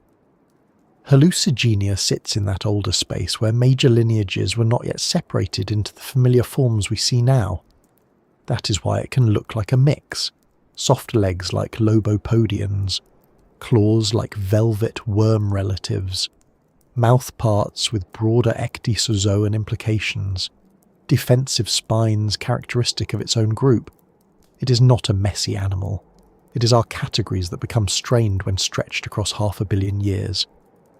The fact that Hallucigenia was once thought almost impossible, and later became informative, also changes how we see the Burgess shale more broadly. Many Burgess shale animals were initially viewed as bizarre problem creatures, perhaps representing body plans with no clear modern ties. Over time, more of them have been connected to known lineages, or placed near the roots of living groups. This does not make the Burgess shale less strange. It makes it more historically rich. Its animals are not just oddities, they are early branches, side branches, and clues to how the modern animal world came to be. Hallucigenia is one of the clearest examples of this shift. The old reconstruction made it look like a dead-end curiosity. The corrected reconstruction made it part of a bigger pattern. The mouthparts made it part of an even deeper question about ecdysozoan ancestry. Step by step, it moved from what is this thing to what does this thing reveal. That is a beautiful change. It also reminds us that the tree of life is not only built from large, impressive animals. Popular attention often goes to the giants, Tyrannosaurus, Megalodon, mammoths, giant ground sloths, animals with scale, teeth, and enough drama to fill a poster. They are wonderful, of course, but the structure of life's history often depends on tiny forms. Small fossils can preserve early traits. Little animals can sit near important branches. A creature barely longer than a paperclip can help explain the deep ancestry of groups that now include millions of species. The little ones matter. Hallucigenia mattered partly because it preserved soft anatomy, from a time when soft anatomy is rarely preserved. If all we had were shells and hard parts, early animal evolution would look much poorer. Soft-bodied fossils reveal the hidden majority. They show that the Cambrian was not just a world of hard shells and trilobites. It was also a world of delicate crawlers, worms, lobopodians, and strange animals whose bodies usually would have vanished without trace. The Burgess Shale and similar deposits expanded the tree of life by preserving branches that would otherwise be invisible. That is a powerful idea. Extinction removes life. Poor preservation removes evidence of life. Fossil sites with exceptional preservation bring some of that evidence back. They do not restore the whole lost world, but they give us enough to see that the tree was fuller, stranger, and more branched than ordinary rocks suggest. Hallucigenia's spines even add another layer to this. Isolated hallucigenid spines have been found beyond complete body fossils, and these small hard parts can sometimes preserve where soft bodies do not. This means that the animal's defensive structures may help trace the presence of hallucigenid-like animals more widely than complete fossils alone would suggest. A spine can become a calling card. Not the entire animal, but a sign that it was there. That is rather fitting. Hallucigenia spent so long being misunderstood because its body was hard to read, yet its spines were the obvious part. The same spines that helped confuse early reconstruction also helped make the animal visible in the fossil record. A defensive structure in life became a preservation advantage after death. Nature does enjoy a twist. When we ask what Hallucigenia revealed about the tree of life then, the answer comes in several parts. It revealed that some early lobopodians were more closely connected to major modern animal groups than their strange appearance first suggested. It revealed that features such as claws and mouth parts can preserve deep evolutionary information. It revealed that early Ecedosauroans may have had feeding structures that were later modified or lost in some lineages. It revealed that Cambrian weirdness is not separate from modern life's history but woven into it. Most of all, it revealed that the tree of life cannot be understood only by looking at its living leaves. You need the fallen branches too. You need the extinct side shoots. You need the fossils that do not fit neatly at first. You need the tiny animals that make experts squint and redraw diagrams. Without them, the tree looks too simple. With them it becomes more difficult, but also more true. There is something calming about that in a way. Hallucigenia shows that confusion does not mean meaning is absent. Sometimes confusion appears because the thing you are looking at is connected to more than you realise. A fossil can seem isolated because you have not yet found its relatives. A feature can seem bizarre because you have not yet understood its function. A body can seem impossible because it has been turned the wrong way. The tree of life is full of these moments.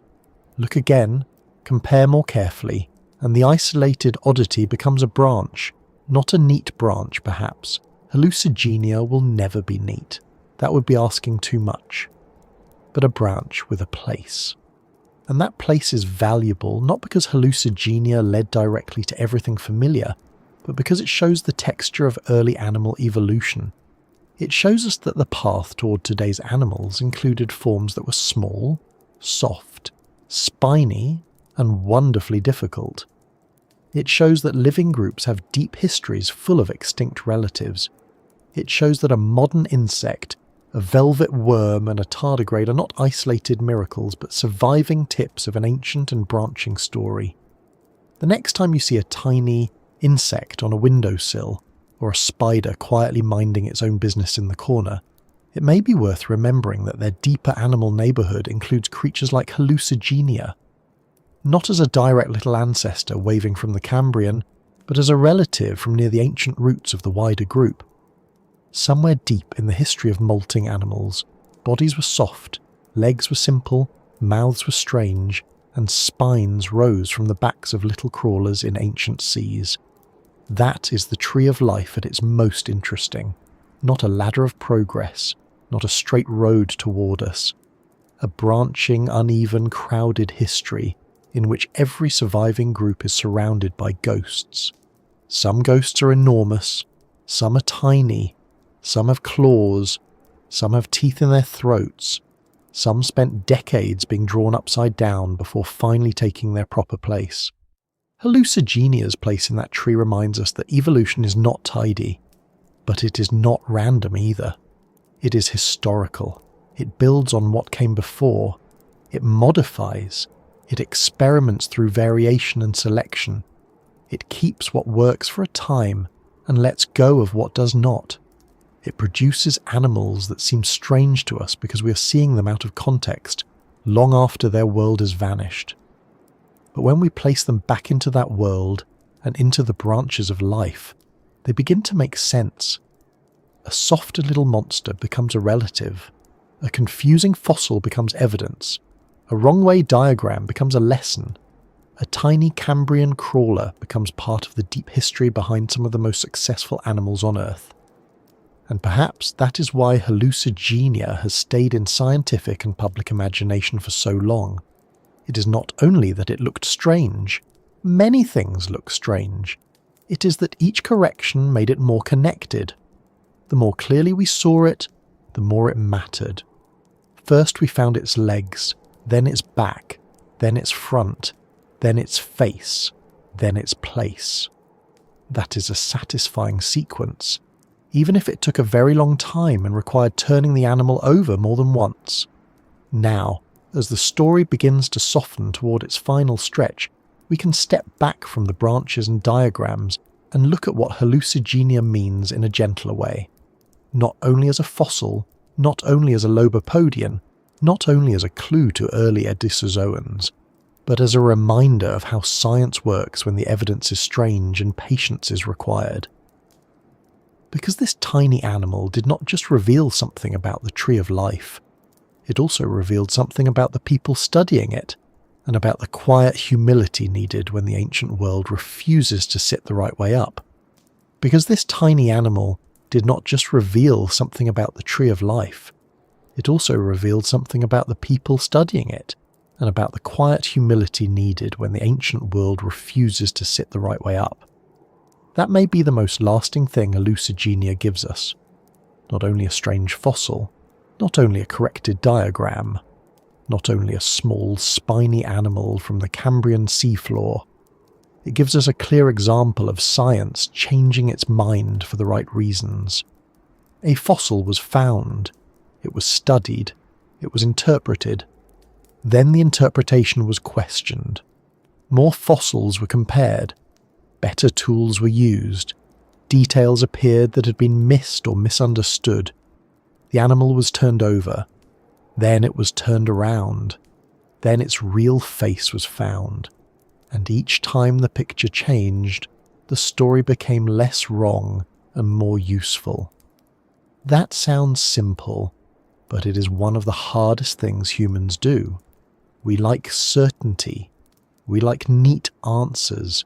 We like diagrams where the labels are in the correct place and the creature is not secretly upside down. It is much more comfortable when the head is clearly the head, the legs are clearly legs, and the spines are not pretending to be feet. But the natural world is not arranged for our comfort. The fossil record especially is not arranged for our comfort. It is incomplete, flattened, broken, buried, scattered, and often very old in ways the mind can hardly hold for more than a few seconds before asking for tea. Hallucigenia came from a world so far back in time that almost everything familiar to us had not yet appeared. No birds, no flowers, no forests, no mammals, no dinosaurs, no grass underfoot. The land was not a green home for animals yet.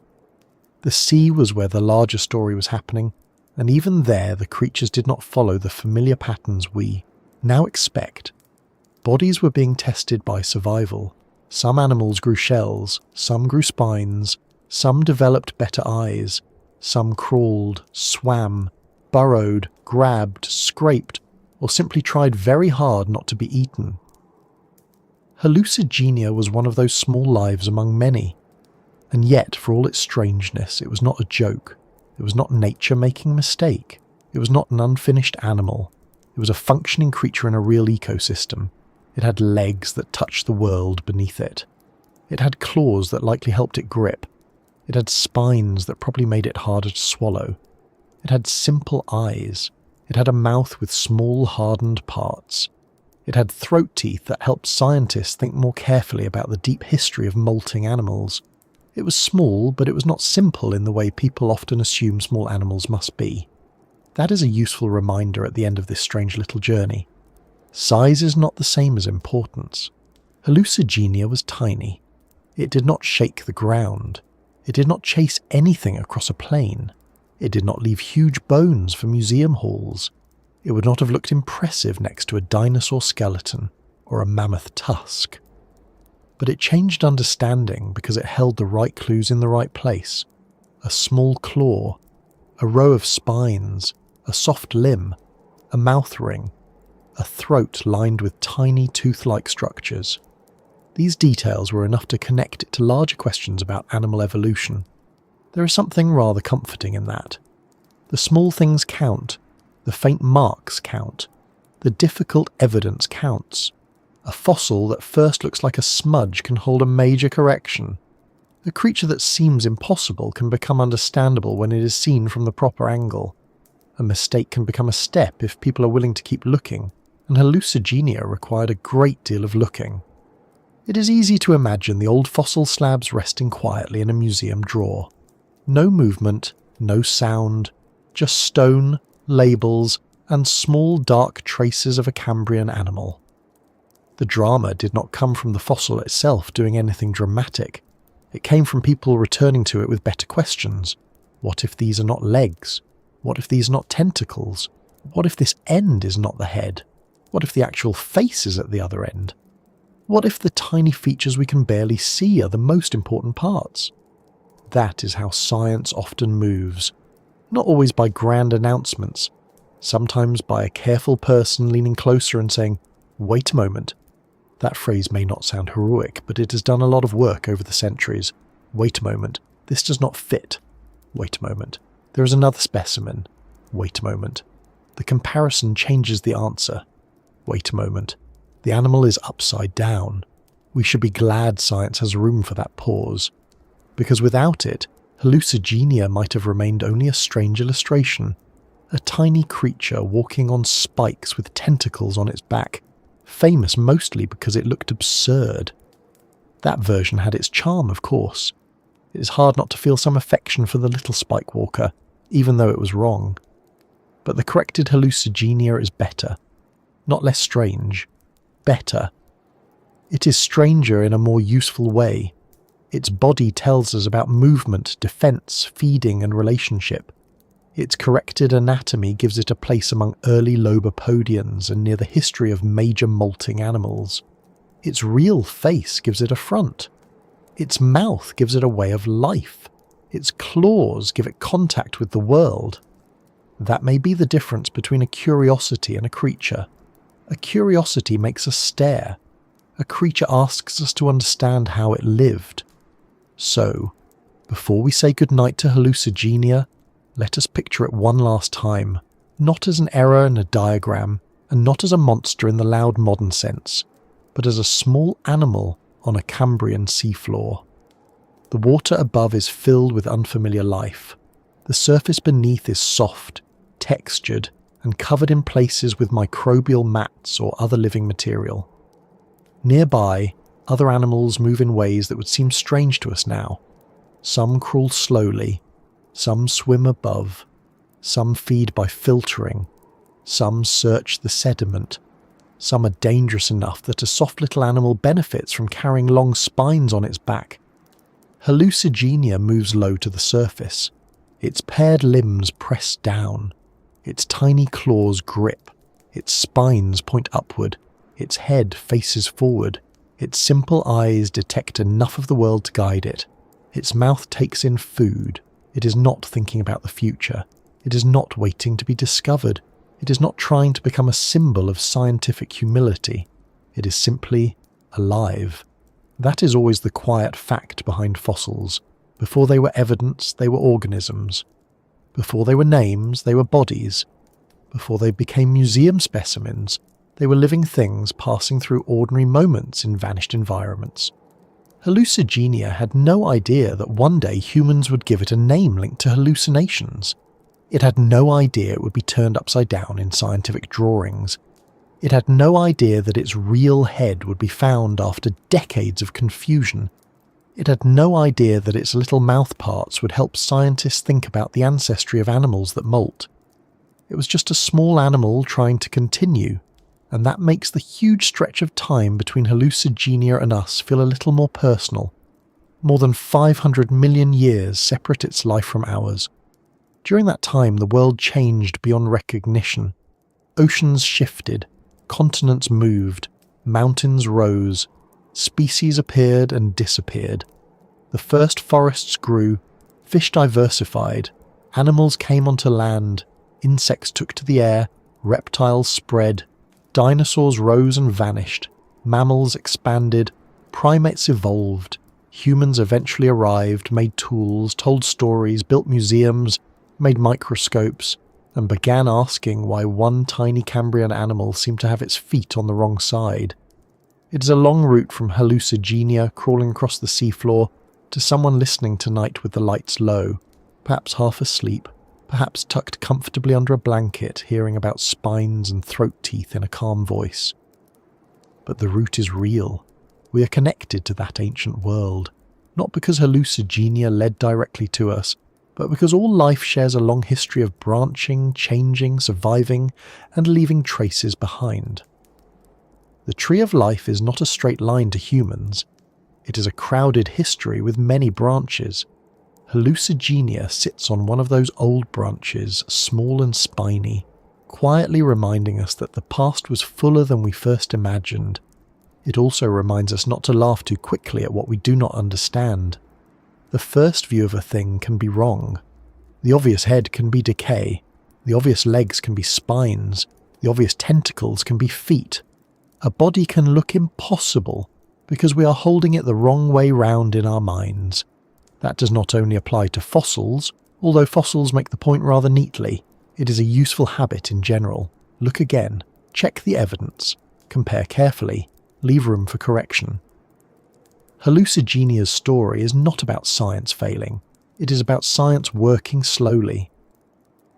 The old reconstruction was wrong, but it was not useless. It was based on what could be seen and understood at the time. Later, better evidence changed the answer. That is how good knowledge improves. Not by pretending it was always perfect, but by allowing itself to become less mistaken. There is a kind of honesty in that process. It does not make science weaker, it makes it stronger. A field that can correct its own drawings, revise its own claims, and admit that a famous fossil was upside down is a field doing something healthy. It is not embarrassing that Hallucigenia was misunderstood. It would have been embarrassing only if new evidence appeared and nobody changed the picture.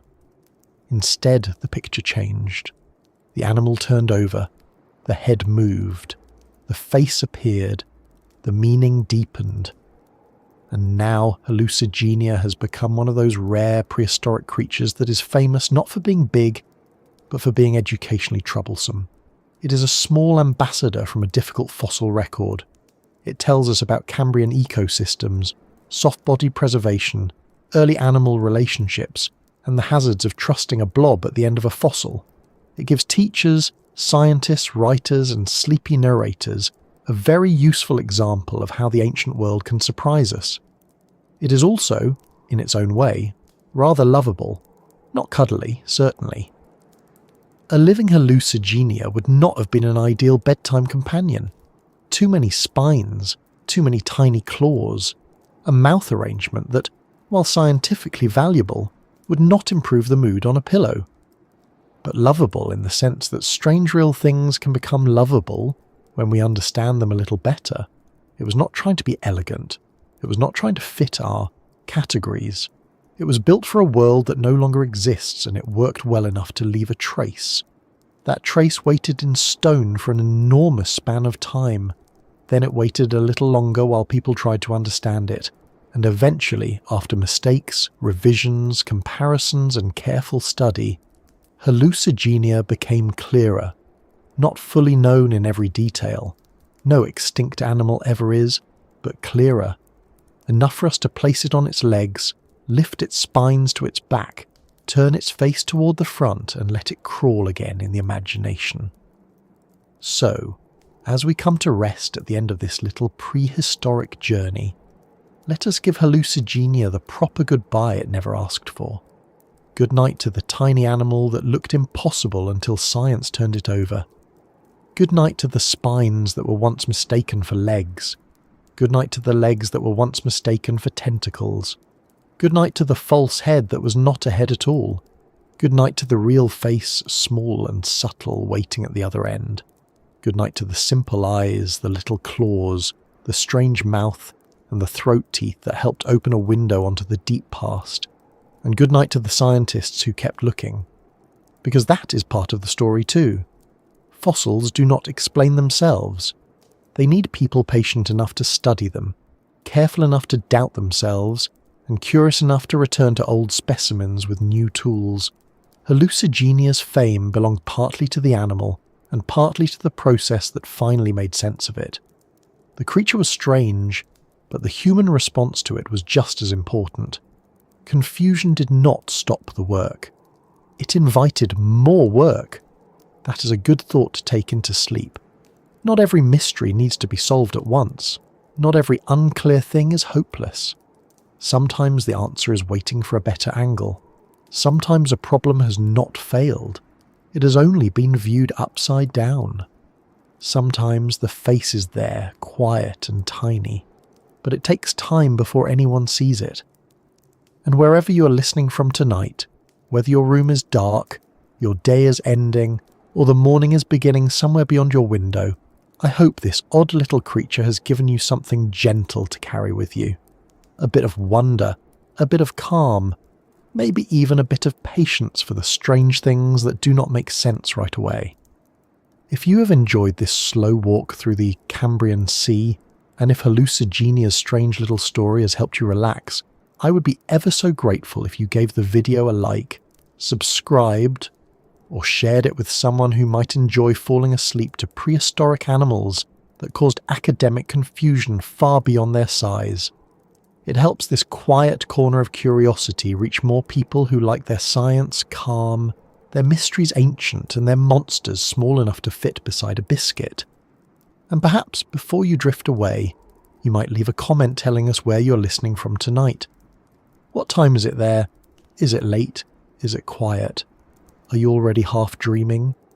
Somewhere, in another part of the world, someone else may be listening too, thinking about the same tiny animal from the same ancient sea, both of you connected for a moment by a fossil that waited more than 500 million years to be understood. Hallucigenia reminds us that life has never been simple.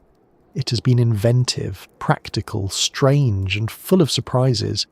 It also reminds us that understanding can arrive slowly. A fossil can be misread. A body can be corrected. A mistake can become part of a better story. And a tiny creature, pressed flat in dark stone, can still teach us to be careful before we decide we know which way is up. So sleep well, fellow traveller, wherever and whenever you are. The Cambrian Sea is quiet now. The spines are lifted. The little legs are beneath the body at last. The face has been found. And somewhere in the soft darkness of deep time, Hallucigenia crawls on, no longer upside down, no longer faceless, and no longer just a mystery, but a small ancient life finally seen a little more clearly.